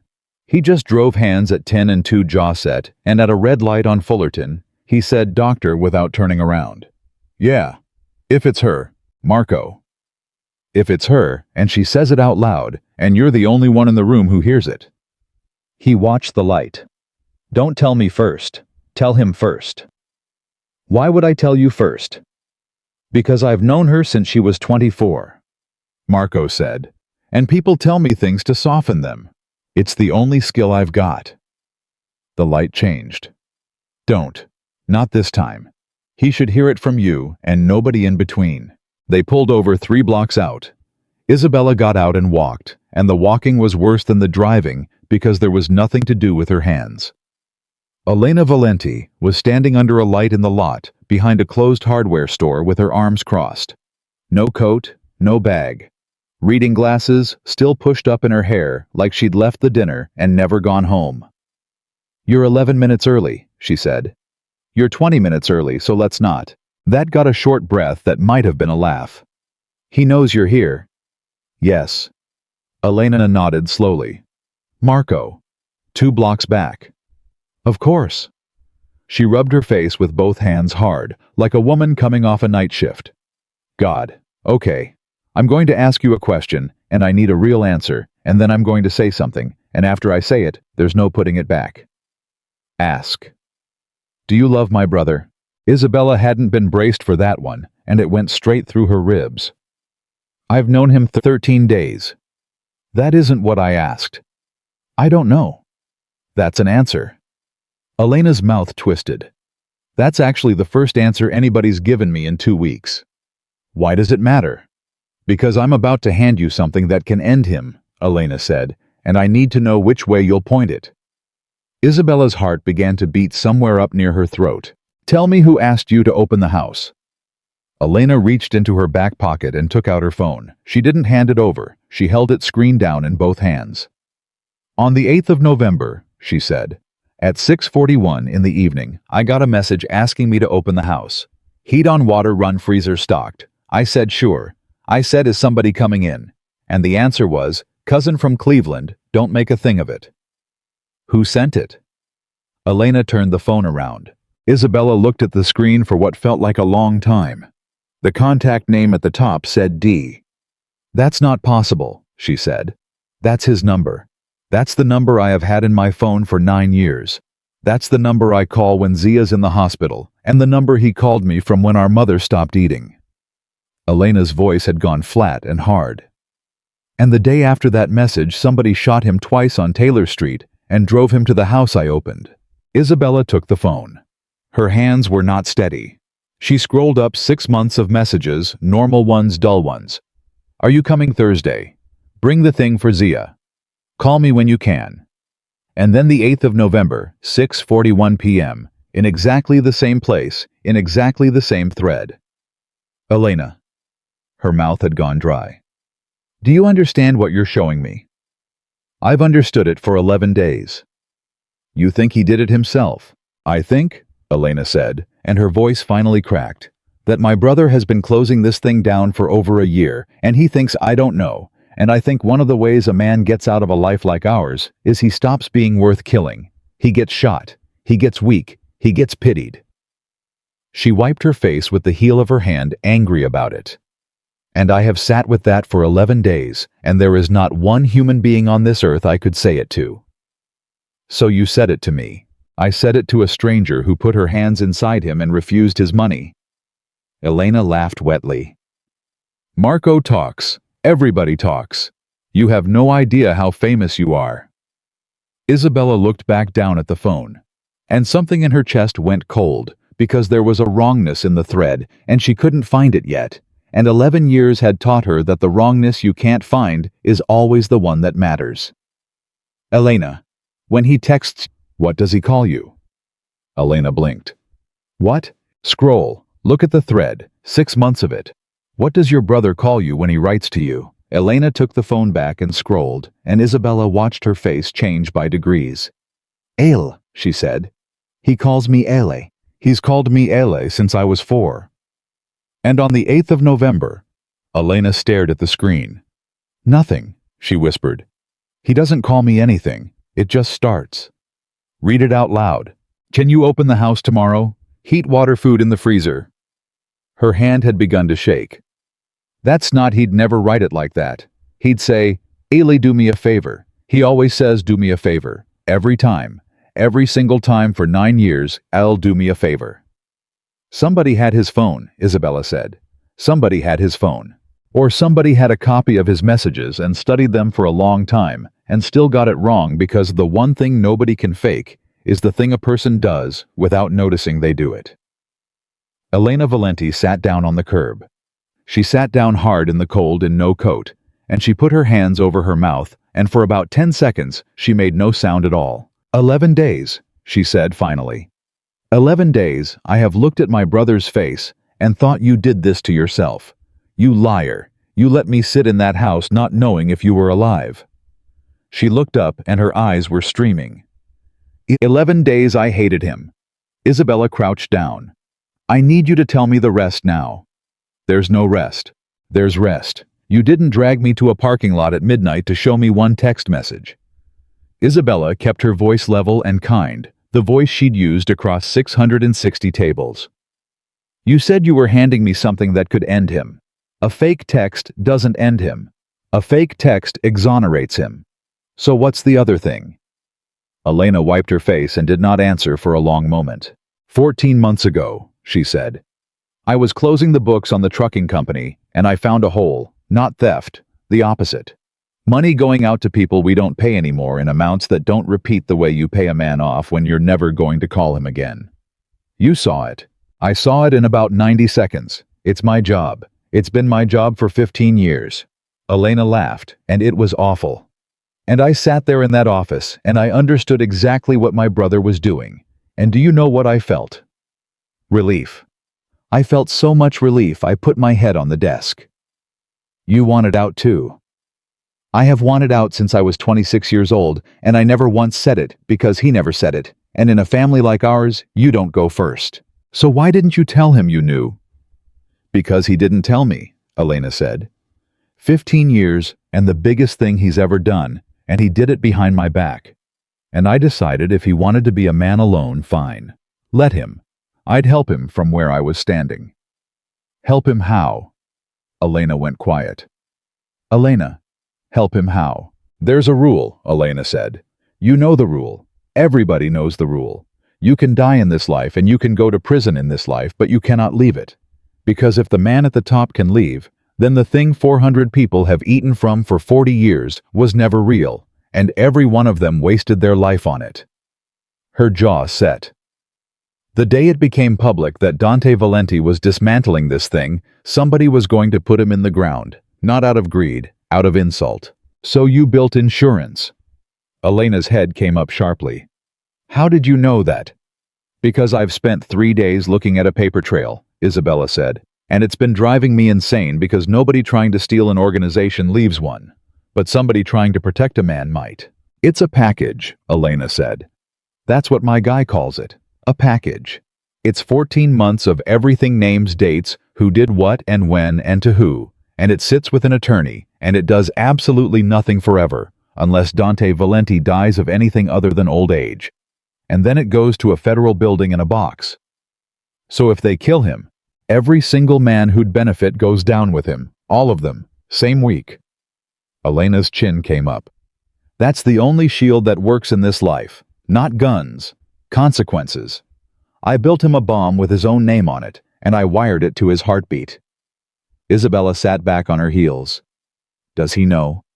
No. Elena, he can't know if he knows he tells someone to stop it because he'd rather die than have his family in a box. Elena's voice broke in half. So I did it alone. 14 months. Alone. And there it was. Isabella thought. The whole family in one sentence. 2 people in separate rooms, each one saving the other in secret. Each one absolutely certain the other couldn't be told. Where does it live? She said. What? The package, physically, where does it sit? Elena hesitated. Elena, I already know. You don't. Robert Bianchi's office, Isabella said. 81 years old, estate attorney. Doesn't return calls. 50 years of Valenti paper in his files, so nothing you added would ever look out of place, and a man who can't remember what he had for lunch can't be leaned on for what's in his cabinets. Elena stared at her. That's grotesque, she said. That's exactly right, and it's grotesque when you say it out loud. It was smart. It was safe. There's a difference, and I only just learned it. Who else can get into that office? Nobody. His girl retired. He goes in Tuesdays and Fridays and reads the paper. Somebody got in, Isabella said. Elena, listened to me. 8 months ago, a direct request was filed from that office, with Bianchi's signature on it, to assign a 26-year-old defendant named Vincent Pace to me personally for psychological evaluation. It skipped 7 doctors on the county rotation to reach my name. Elena's face emptied. 8 months, she said. 8 months. And on the 9th of November, Vincent Pace shot your brother twice on Taylor Street with my business card folded in his jacket pocket. And 50 minutes later, 4 men brought me to your mother's house to decide whether I was worth killing. Oh my God. So somebody has had a key to that office for at least 8 months, Isabella said, which means somebody has been standing in a room with your package. Elena got to her feet so fast she staggered. They'd have read it. They'd have read all of it. They'd know it exists. They'd know what's in it. They'd know what happens if he dies. She turned in a full circle, hands in her hair. That's why he's not dead. Isabella stood up too. Say that again. He's not dead. Elena's voice cracked across the empty lot. 2 rounds from 6 feet in the street, and he's alive. I've been telling myself it was luck for 11 days. It wasn't luck. She was breathing hard.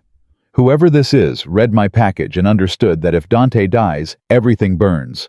So they needed him hurt. They needed him bleeding and terrified and dragged back into a room full of his own men with a woman's name on the body, but they needed him breathing. Isabella felt the ground tilt. Because that was the piece. That was the piece she'd been turning over for 3 days without a place to put it. They didn't want him dead, she said slowly. They wanted him back. Back in the chair. Isabella's mouth had gone dry. Elena, think about what that night was designed to produce. Not a funeral. A scene. A wounded Don, 9 armed men, and an innocent woman in the middle of the room, with her name already written on a corpse. They wanted him to kill me in front of witnesses. Why? Because a man who murders an innocent woman in front of 9 of his own people can never leave this life, Isabella said. Not ever. He can't be dismantled out of it. He can't be retired out of it, and he can never go to a federal building and start telling the truth, because the first thing they'd hand him is the woman he killed over a business card. Her voice was shaking. That wasn't an assassination. That was a leash. Elena Valenti stood absolutely still. Somebody tried to make my brother a monster on purpose, she said. Somebody built an entire night around it, and they lost. How did they lose? Because he woke up on that table, Isabella said, with 2 holes in him and about 90 seconds of blood left. And the first thing he did, the first thing was make 9 men swear out loud not to touch me. Elena put a hand over her mouth. That's the whole story, Isabella said. Right there.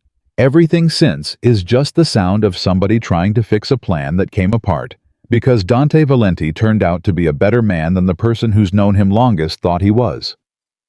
For a moment, neither of them said anything. Then Elena said very quietly, "There's one more thing." "Okay. And it's the reason I couldn't say it in the hallway, and it's the reason I've been sick for 11 days. Her hands had started to shake and she pressed them together. I was in the house. Isabella's stomach dropped straight through the pavement. What? On the 9th, that night. Elena's eyes were wide and fixed on nothing. I opened it on the 8th like the message asked. And then on the 9th I went back because there was no cousin from Cleveland, and it bothered me all day, and around 9:30 I just got in the car. You were the light upstairs. How do you know about the light? There was a squad car on the block, Isabella said. A uniform wrote it down. Doesn't matter. Keep going. I let myself in, and the heat was on, and nobody was there, and I went upstairs to my mother's room because... She stopped and started again. Because I do that. I go up there. It's stupid.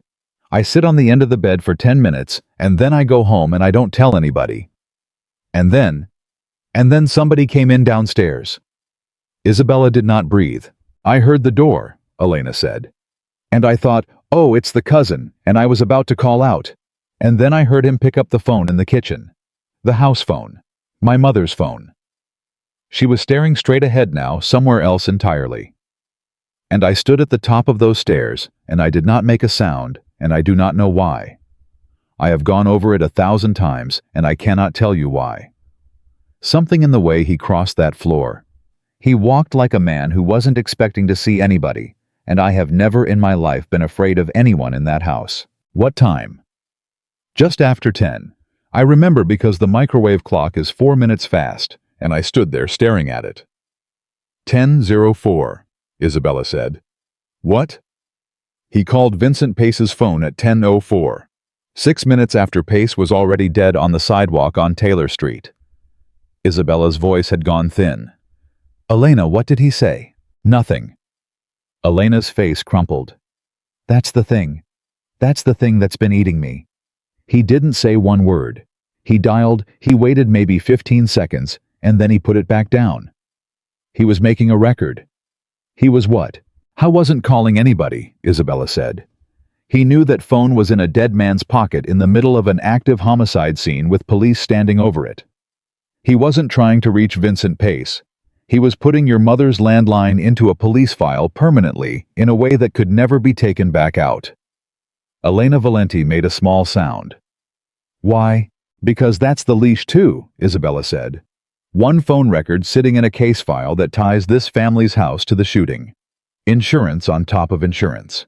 If Dante ever tried to leave or ever tried to hand somebody up there, it is waiting with a case number on it. She stepped closer. Elena, you were 15 feet from him. You heard him. I know. Did you see him? No. Did he speak at all? Cough anything. Elena's eyes came up, and they were wet and enormous and full of a terror that had nothing to do with guns. He was humming, she said. Isabella's whole body went cold. Humming what? I don't know. A few notes. Nothing. Under his breath the way people do when they're doing something with their hands. Elena's voice had dropped to almost nothing. And I know that sound, Dr. Carter. I have heard that sound my entire life. I heard it in my mother's kitchen, and I heard it in the back of a car when I was 9 years old, and I heard it at every wedding and every funeral this family has ever had.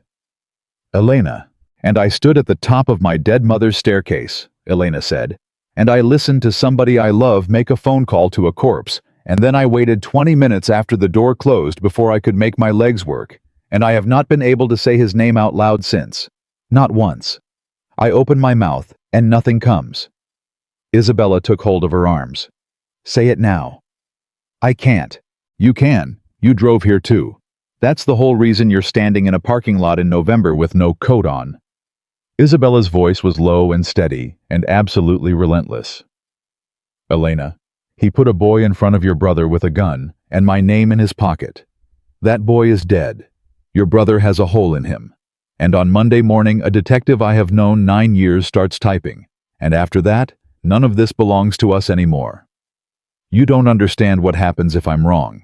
I've been wrong 14 times in 11 years, and I remember every single name, Isabella said. I'll carry the 15th. Say it. Elena Valenti opened her mouth, and the first shot took out the window of the car behind them. Isabella didn't remember deciding anything. She had a fistful of Elena's sweater, and they were both down between the cars, and there was a sound like somebody dropping a bag of gravel on a roof, and then 2 more, and then a man's voice shouting something with no words in it. Stay down. Where is he? Down. Then a 4th shot, and Elena Valenti made a small surprised noise, like someone who'd remembered a thing they'd forgotten to do. Oh, she said. And then, and she folded. Isabella caught her under the arms and got her flat on the ground and had her hands on her before she'd even located the wound, and then she found it high on the right side of the chest, and everything in her went very quiet and very fast at the same time. Elena, look at me. Look at my face. I'm fine. You're not fine. Both hands right here. Press. She grabbed Elena's own hands and shoved them down over the hole and put her own on top of them. Harder. I know it hurts. Harder. Isabella. Nope. No talking. Breathing only. She was screaming inside her own head, and her voice came out flat and warm and almost bored, and some distant part of her was astonished at it. You're going to be furious about this sweater. I hate this sweater. Then it's a good night. Press. Somewhere behind her tires. A door. Running. Doctor. Marco, here. He came around the trunk of the car at a dead run gun. Out. And when he saw who was on the ground, he made a sound. Isabella hoped never to hear again from a grown man. No. Marco, I need your coat, and I need your belt, and I need an ambulance, and I need you to look at me." She caught his eyes and held them the way she'd held 9 armed men in a living room. "Look at me. Is the shooter still out there?" He ran. There was one. He ran north. "Then coat, now." He got the coat off. She wadded it and drove it down under her palms, and Elena's breath hitched and stuttered.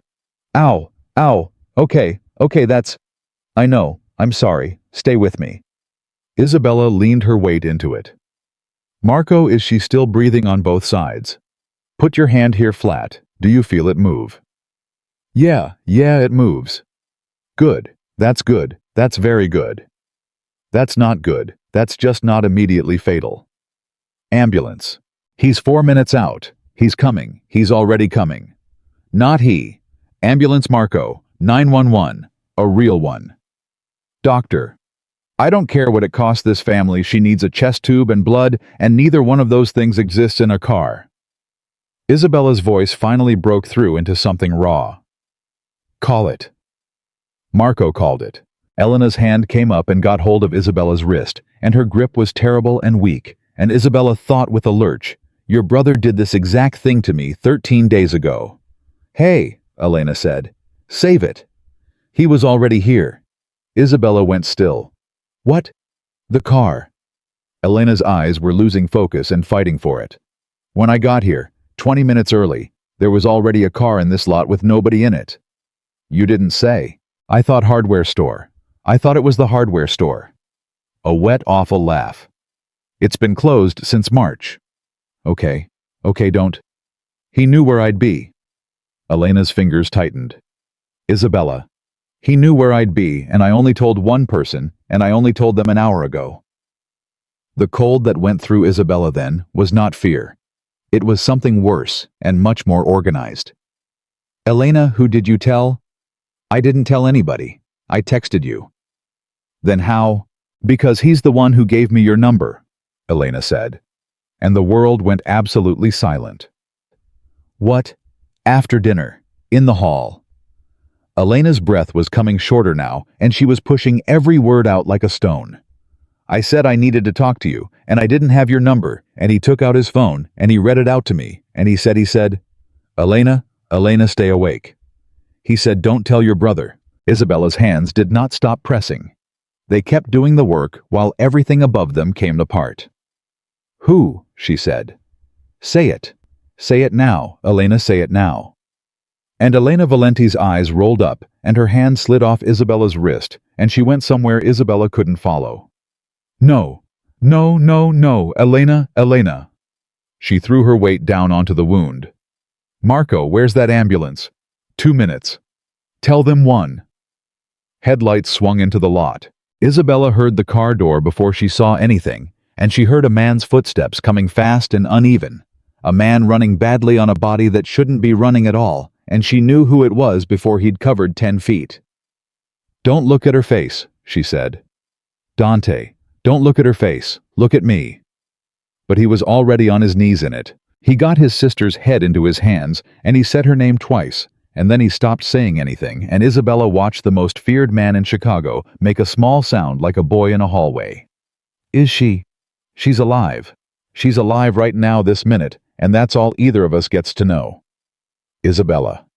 "Both hands. Here. On top of mine. Now press." He pressed. The two of them knelt there in a closed hardware store parking lot, with their 4 hands stacked on a hole in a woman. They were both in completely different ways, terrified of losing. "She was about to say it," Isabella said. "What?" "She was about to say the name. She had it in her mouth." Her voice was shaking now that the useful part was done. "Dante, she was in the house that night. She heard him make the 10:04 call. She stood at the top of the stairs and listened to him, and she recognized. Siren still blocks off. She recognized what? She said he was humming."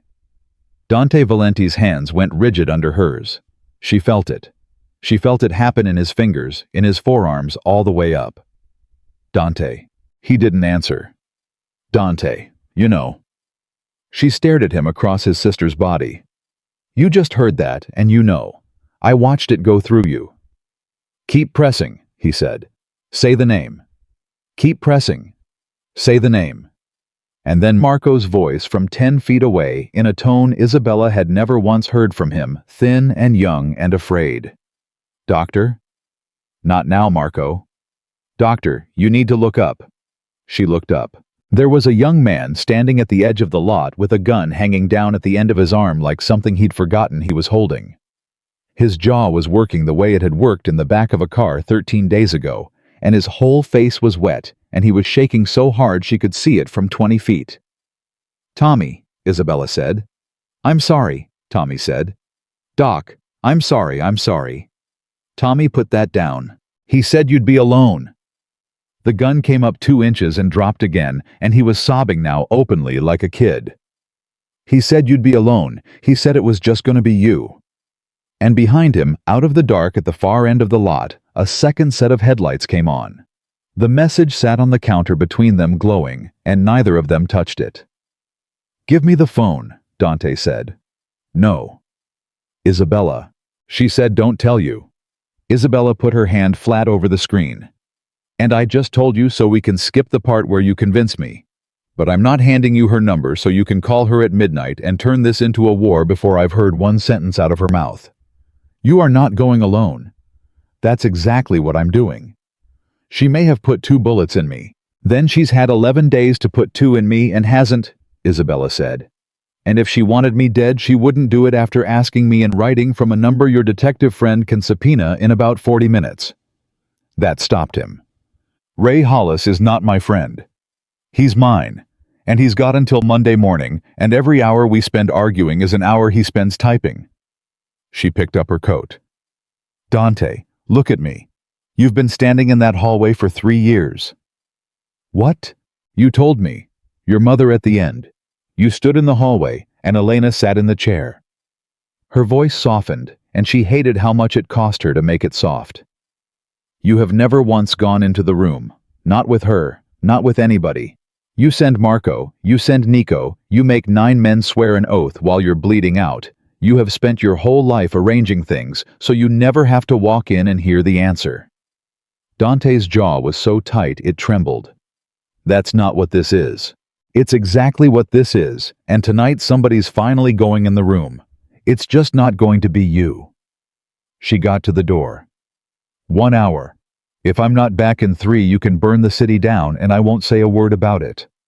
That's not funny. It wasn't a joke, Isabella said, and left before he could say anything that would make her stay. She drove herself. She had not driven herself anywhere since the 9th of November, and there was something in the ordinariness of it. A turn signal, a red light, a radio. She didn't turn on, that made her hands go cold on the wheel, because she knew where she was going before the second text came through with the address. She'd known from the word tonight. They were going back to the house with the wreath on the door.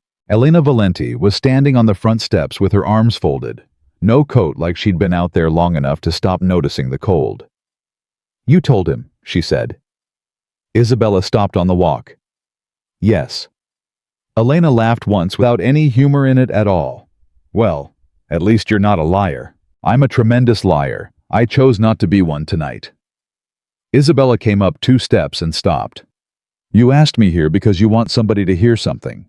If I'd sneaked out on him to do it, you'd never have believed a word I said afterward, and neither would he. Elena studied her for a long moment. Come in, she said, and take your shoes off. My mother would haunt us both. The house was cold and smelled like a house nobody lived in, and Isabella's whole body knew the room before her eyes. Did the dining room, the table, the floor she had knelt on for 2 hours and 11 minutes. Elena watched her stop in the doorway. That's where it was, Elena said. Yeah. Marco said you were up to your wrists in him. Marco talks too much.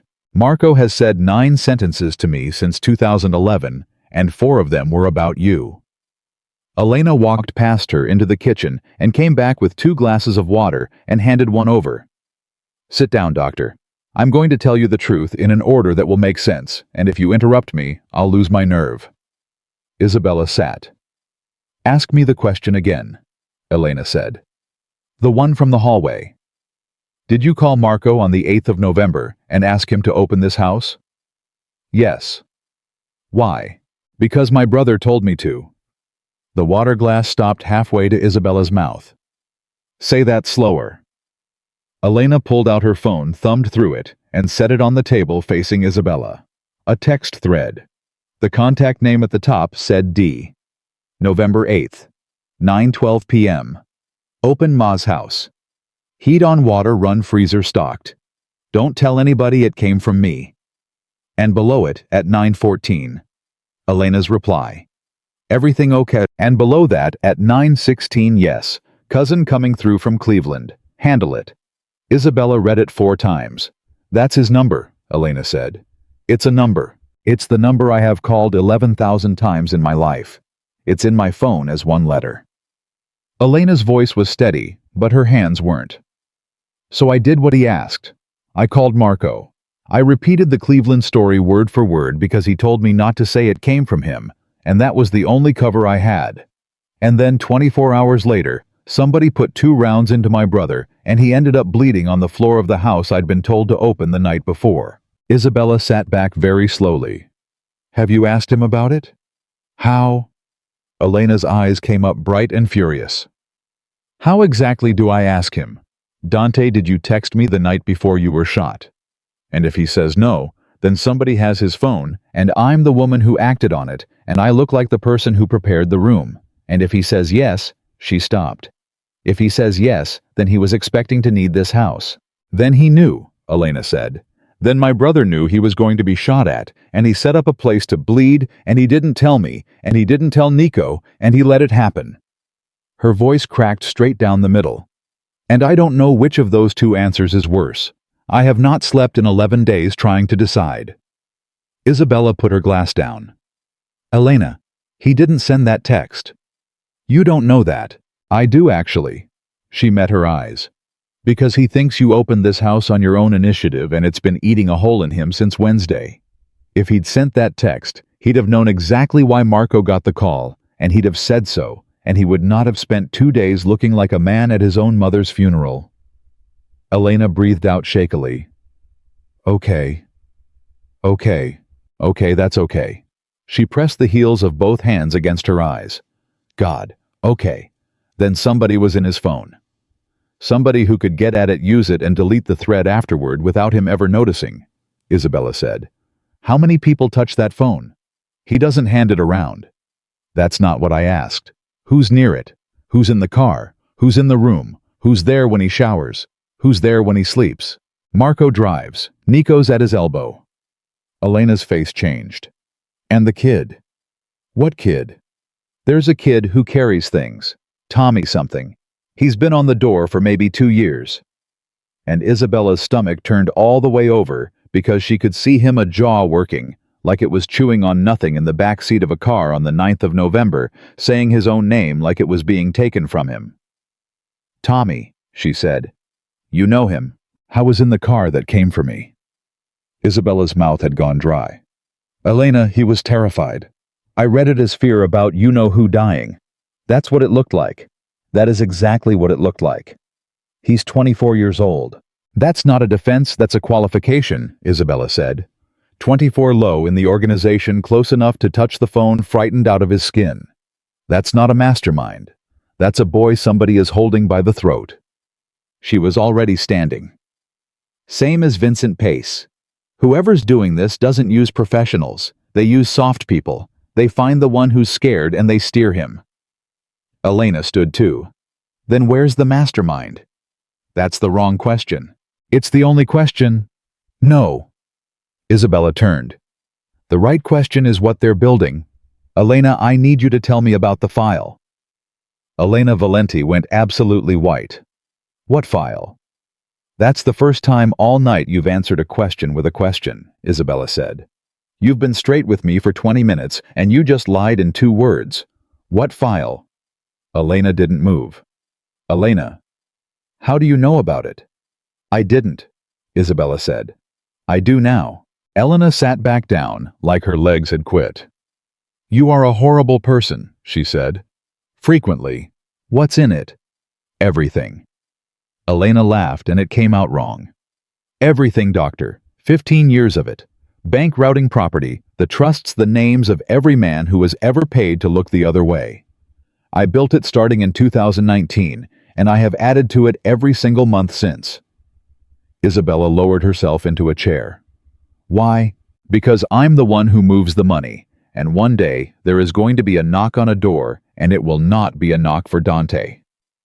Elena's voice was hard now and old. It'll be for me. He's the name people say. I'm the name on the paper. Every wire, every shell, every deed. For 15 years, my handwriting, my signature, my initials in a corner.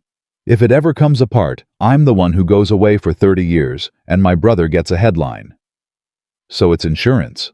It's the only thing I have ever done for myself in my entire life, Elena said, and her chin went up like she was daring Isabella to say something about it. Where is it? Here. Isabella's whole body went cold. Here. Upstairs, in the back bedroom, there's a section of wall behind the closet where a pipe used to run. Elena's hands were shaking again. It's the only place in the world nobody would ever search because nobody comes here. Because it's a dead woman's house. Isabella was on her feet. Go and look. What? Go upstairs and look right now, and I'll stand at the bottom of the stairs, and I will not move. Doctor. Go. Elena went. Isabella stood at the bottom of the stairs with her hand on the newel post and counted her own heartbeats, 40, 50, 60, and listened to a closet door and a scrape. And then a sound she'd only heard maybe twice before in her life. A grown woman making a noise she didn't authorize. Elena came halfway down the stairs and sat on a step. It's gone, she said. Isabella closed her eyes. How long has it been gone? I don't know. 6 weeks. 2 months. I haven't been in this house since September. Elena's breathing had gone shallow and fast. Oh God, it's got doctor, it's got 400 people in it. It's got a man in Cicero with 3 kids whose only crime is he let us use a warehouse in 2016. It's got Marco's pension. It's got... Stop. Breathe. Don't tell me to breathe. Elena. Isabella crouched down in front of her on the stairs and took both her wrists the way she'd done for 11 years with people who were about to come apart in a locked room. Look at me. 4 counts in. 4 counts out. You are not going to be useful to any of those 400 people if you pass out on a staircase. Elena breathed. Good. Again. She breathed again. Now think. Who knew it existed? Nobody. Somebody. Nobody, Elena said fiercely. Not Dante, not Nico, not Marco. I have never said one word about it out loud to a living human being in 7 years. Isabella sat down on the stair beside her. Then they didn't know, she said slowly. They found it. How? Because they were in this house looking for something else. She was thinking out loud now, the way she did in the 90-second window before a room got away from her. Somebody's been using this house for a while. It's off the books. It's got a landline nobody thinks about, and there's no one to walk in on them. They came here to make phone calls to Vincent Pace, 9 of them over 3 weeks at night, and at some point they got bored or curious or careful, and they went upstairs, and found 15 years of my life in a wall. And realized, Isabella said, that they'd just been handed something 1,000 times better than the plan they came in with. Elena turned to look at her. What plan? The original one was simple. Get Dante shot, put my business card on the shooter, and let a room full of armed men watch their boss murder an innocent woman on the strength of a piece of cardstock. He becomes a man who kills the wrong people. His own crew hands him over. Isabella's mouth was dry. That was the whole thing. It was crude and it was ugly and it should have worked. But it didn't. It didn't because he woke up on that table and the first thing he did was protect me. She said it flatly, the way you say a fact you've turned over so many times, it's gone smooth. So the plan died on the 9th, and whoever built it has spent 11 days improvising. With my file. With your file, Isabella said. Which doesn't need Dante to behave like a monster. Which doesn't need anybody to believe anything. It's just true. You hand that to the right desk in a federal building, and it doesn't matter what kind of man he is. Elena put her face in her hands. I did this. You didn't. I built the bomb and left it in my mother's wall. You built the only lifeboat you were ever going to be allowed to have, Isabella said, and somebody stole it. Those are different crimes, and only one of them is yours. She stood up. Elena, there's a piece I've been carrying since Thursday, and I need you to tell me if it's true. What? 14 months ago, Dante started taking it apart. Elena's head came up so fast it hit the banister. He told you that? Last night. He told you. Something moved across her face that was almost too much to look at. 14 months. 14 months of the strangest paperwork I've ever seen in my life, and I sat in a room with him every Thursday, and he could not open his mouth and say it to me. Did you know? Of course I knew. Elena's voice went up and cracked, and she didn't try to catch it. I know the shape of that money better than he knows his own face. 6 weeks in, I knew. I sat with the books, and I worked out that my brother was dissolving the only thing our father ever gave a damn about. And do you know what I did? Tell me. I started building the landing, Elena said. Quietly. Retirements. Legitimate payroll at the restaurants. I found a way to make Sal Mancuso's nephews into salaried employees of a linen company. I have spent 14 months making sure that when he finally pulls the last piece out, 400 people don't fall through the floor. Her eyes were streaming, and she was ignoring it completely. And he never told me. Not once. He thought I'd stop him. He thought you'd fight him for it. I'd have helped him, Elena said. I have been helping him. I've been helping him alone in the dark for over a year, and he sat there on Thursday and looked at me the way you look at a... She stopped. Say it. The way you look at a suspect, Elena said. The house was quiet around them. He's going to have to hear that from you, Isabella said. Not from me, tonight. He won't believe it. He'll believe it. That's the part nobody understands about him. Isabella got her coat off the chair. He's not a man who trusts nobody.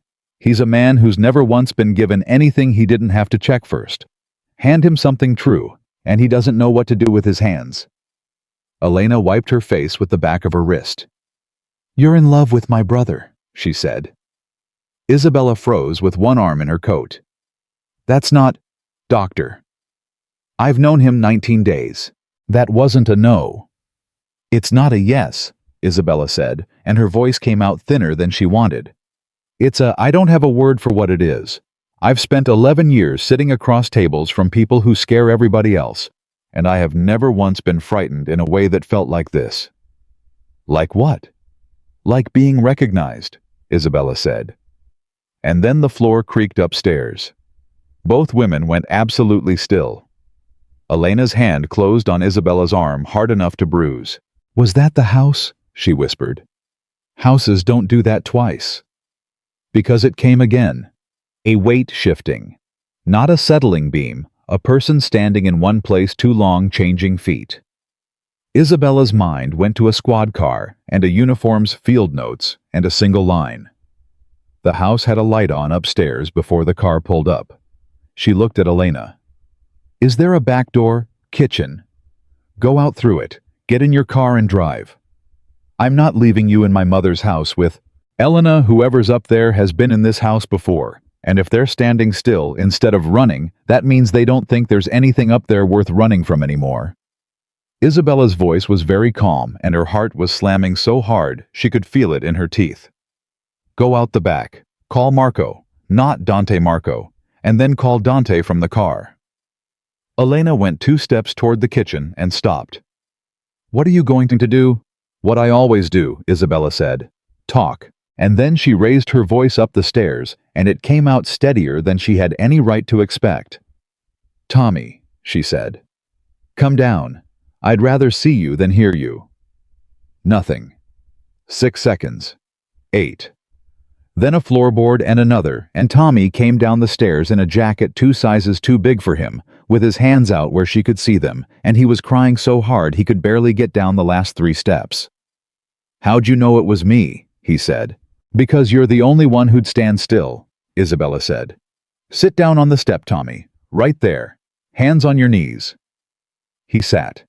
I was 24 years old, and he sat like a kid outside a principal's office, and he wiped his nose on the back of his hand. I didn't shoot him, he said. I know. I swear to God, doctor, I never even... Tommy, I believe you. Look at me. She crouched, keeping 4 feet between them, and put both hands where he could see them. But you made a phone call, didn't you? His face collapsed.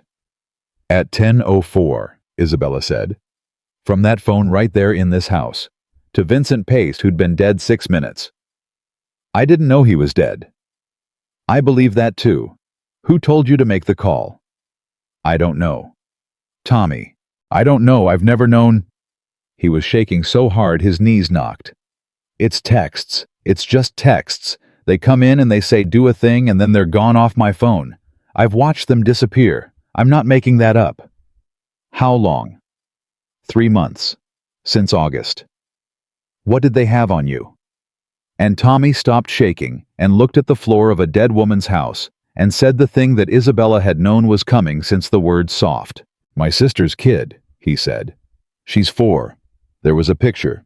Just a picture of her at the fence at daycare, and underneath it said, "Good morning, Tommy." And that was the whole message. That was all it said. Isabella closed her eyes for 1 second. Okay, she said. They knew the name of the daycare. Okay, Tommy. So I did the phone thing. I opened the house when they said. I put the... He gagged on it. I put the card in the kid's jacket. Everything in Isabella's body stopped at once. Say that again. The card. He was rocking now, arms wrapped around himself. Your card. They gave it to me in an envelope and told me where he'd be drinking, and I put it in his jacket pocket, and I swear on my mother, I thought it was somebody's number. I thought it was a setup for a meet. I didn't know it was gonna be I didn't know he was gonna... When? That afternoon. The afternoon of the 9th. Yeah. Isabella sat down on the bottom stair because her legs had stopped participating. Because that changed it. That changed everything. Tommy listened to me very carefully. This is important. Her voice had gone soft, the softest thing in the room. If you put the card in his pocket that afternoon, then the card was never given to Vincent Pace at all. He never had it. He never knew my name. He didn't get it 8 months ago in my office. He didn't carry it around. It wasn't in his wallet. Somebody handed you my card in an envelope and told you to plant it on a man who was going to be shot dead 6 hours later. She heard her own voice climbing and hauled it back down. Which means it was never about connecting me to him. It was about my name being on a body.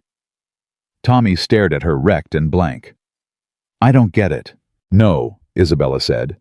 But somebody spent 8 months making sure a court file existed with my name and his in it, so that when a detective went looking, the story would already be waiting for him, pre-written, sitting in a county server since March. She pressed her hands against her eyes. I wasn't a variable, Tommy. I was set dressing. 8 months of preparation to make one innocent woman look like a piece of a conspiracy. Why you? And Isabella opened her mouth to say, I don't know, and didn't say it. Because she did know. The knowledge arrived all at once, complete the way the worst ones always did, and it was so simple and so ugly that she almost laughed. Because I'm the kind of person he'd protect, she said. What? Whoever built this needed a woman that Dante Valenti would put under his protection in front of 9 armed men, and then they needed him to kill her anyway. Her hands were shaking now badly. That's the whole engine of it. Not a stranger he'd chosen. They needed the crew to watch him break his own word. Tommy was crying again. I didn't know. I know you didn't. Doctor, they're gonna kill me. Nobody's killing anybody. She stood up. Give me your phone. It won't help they delete. Give me the phone, Tommy. He handed it over, and she was still looking down at the cracked screen when the front door of the house opened. Isabella's whole body locked. Marco stood in the doorway with his hand still on the knob and his coat open and his eyes going straight past her to the kid on the stairs. Elena called, he said. Marco, 24 years old. Marco's voice was very quiet and very level, and it frightened her more than shouting would have. I put you on that door, Tommy. Me. I told him you were a good kid. Marco, I'm sorry. Marco. Isabella stepped into the space between them. Look at me. Not him. Me. Doctor, get out of the way. No. Get out of the way. He's 24, and somebody sent him a photograph of a 4-year-old at a daycare fence, Isabella said. Marco, 22 years, and you told me you'd step in front of a bus for that man out there. Here's the bus. This kid is the only living person who has ever received a message from whoever did this, and if you touch one hair on him, you are doing exactly what they've been trying to get one of you to do since the 9th of November. Marco's hand was a fist at his side. He put the card on the body. He was told to. He opened this house. He was told to. Everybody was told to, Marco shouted, and it echoed off the empty walls of a dead woman's house. That's the whole thing. That's all any of us ever. Somebody says a thing and you do it, and 22 years later you're standing in your boss's mother's house at midnight, deciding whether to hurt a kid you taught to drive. The room rang with it. Nobody moved. Then Marco unclenched his hand. Get up, he said to Tommy. You're going to sit in the car with me, and you're going to say all of it again to him, and I'm going to stand there while you do it, and I'm not going to help you. Tommy got up. And kid. Marco stopped him at the door with 2 fingers on his chest. The little girl. Give me the name of the daycare. Tommy's face crumpled. Why? Because there'll be somebody sitting outside it at 7 in the morning, Marco said, and it's going to be one of ours. Isabella made it as far as the front walk before her phone rang. She looked at the screen, and something in her chest dropped 50 floors. Ray. It was 12:41 in the morning. She answered on the second ring. Ray. Where are you? Ray, it's almost 1 o'clock. Where are you, Isabella? And she stopped on the walk because she had never in 9 years heard Ray Hollis sound like that. Not on the Dougherty case. Not in her car with the second girl. This was flat and shredded, and about a half inch from coming apart entirely. I'm out, she said. Out. Yes. Okay. She heard him swallow. Okay. Then I'm gonna say this fast, and you're gonna listen, and you're not gonna interrupt me, because I have got maybe 11 minutes before somebody notices I'm standing in an evidence room with a phone in my hand. Isabella's throat closed. Ray. Somebody sent me a box. The street went very far away. What? A box, doc. Cardboard. Came to the district desk this afternoon, addressed to me by name, spelled right badge number on the label. Property took it, ran. It cleared it, and it's been sitting on my desk for 6 hours while I was out drinking coffee with you. His breathing was ragged. I opened it 40 minutes ago. What's in it? You are. Isabella put her hand out and found the porch rail. Say that again. Your name is in it about 200 times, Ray said. There's a copy of your county contract. There's your signed evaluation of Vincent Pace with a yellow sticky note on it. There's 12 photographs of you going into a house on the northwest side at midnight on November 9th and 11. More of you coming out at 2:30 in the morning. And there is a photograph of you standing in a parking garage under your own building. 6 days later, you're having a conversation with a man whose face is very, very clear. Ray, listen to me. There's 400 pages of financial records under all that, Ray said. Trusts, wires, deeds going back to 2011. And every third page has a handwritten set of initials in the corner. EV. Isabella's eyes closed. And on top of the whole thing, Ray said, sitting on top of all of it like a bow on a present, there's one page that's not a document. It's typed. 3 lines. You want to know what it says? Yes. It says Detective Hollis. Ask Dr. Carter why she was in that house. Ask her twice. She'll lie to you the first time. Isabella stood in the cold with her mouth open and no air in her lungs. They knew, she said. Who's they? They knew you'd ask me. They knew I'd lie the first time. They mailed that box before you and I ever sat down in that diner. Her voice was rising, and she couldn't stop it. Ray, that box was in property while you were still deciding whether to call me. Whoever sent it knew you'd give me a chance. They knew you'd give me a chance, and they counted on me burning it. Doc, they're not building a case against him, Isabella said, and she was almost laughing, and it was horrible. They're building one against everybody. Him, his sister, me, you, Ray, they put you in it. You sat on a homicide connection for a friend, and there's a typed page in your evidence room that proves somebody knew you would. There was a very long silence on the line. Yeah, Ray said. I figured that part out about 20 minutes ago. What are you going to do? I don't know. Ray. I don't know, Isabella. His voice broke wide open. 19 years. 19 years and I've got a box on my desk that turns me into a guy who protected a woman who was in bed with... He stopped himself. Sorry, that's not fair. It's fair. It's not, and I'm saying it anyway because I've been standing here for 40 minutes and I keep coming back to the same thing. He took a breath. Whoever sent this didn't send it to close a case. You send a box like this to a federal building. You send it to the bureau or a U.S. attorney, and it goes into a grand jury, and nobody ever sees daylight again. But they didn't. They sent it to a district homicide detective who they knew personally by name was your friend. Isabella's whole body went cold. Why? She said. That's what I've been standing here asking myself. And Isabella Carter, standing on the front walk of a dead woman's house at 1:45 in the morning, heard her own mind answer it, and the answer was so obvious that she had to grab the porch rail with both hands. Because it's not a delivery, she said.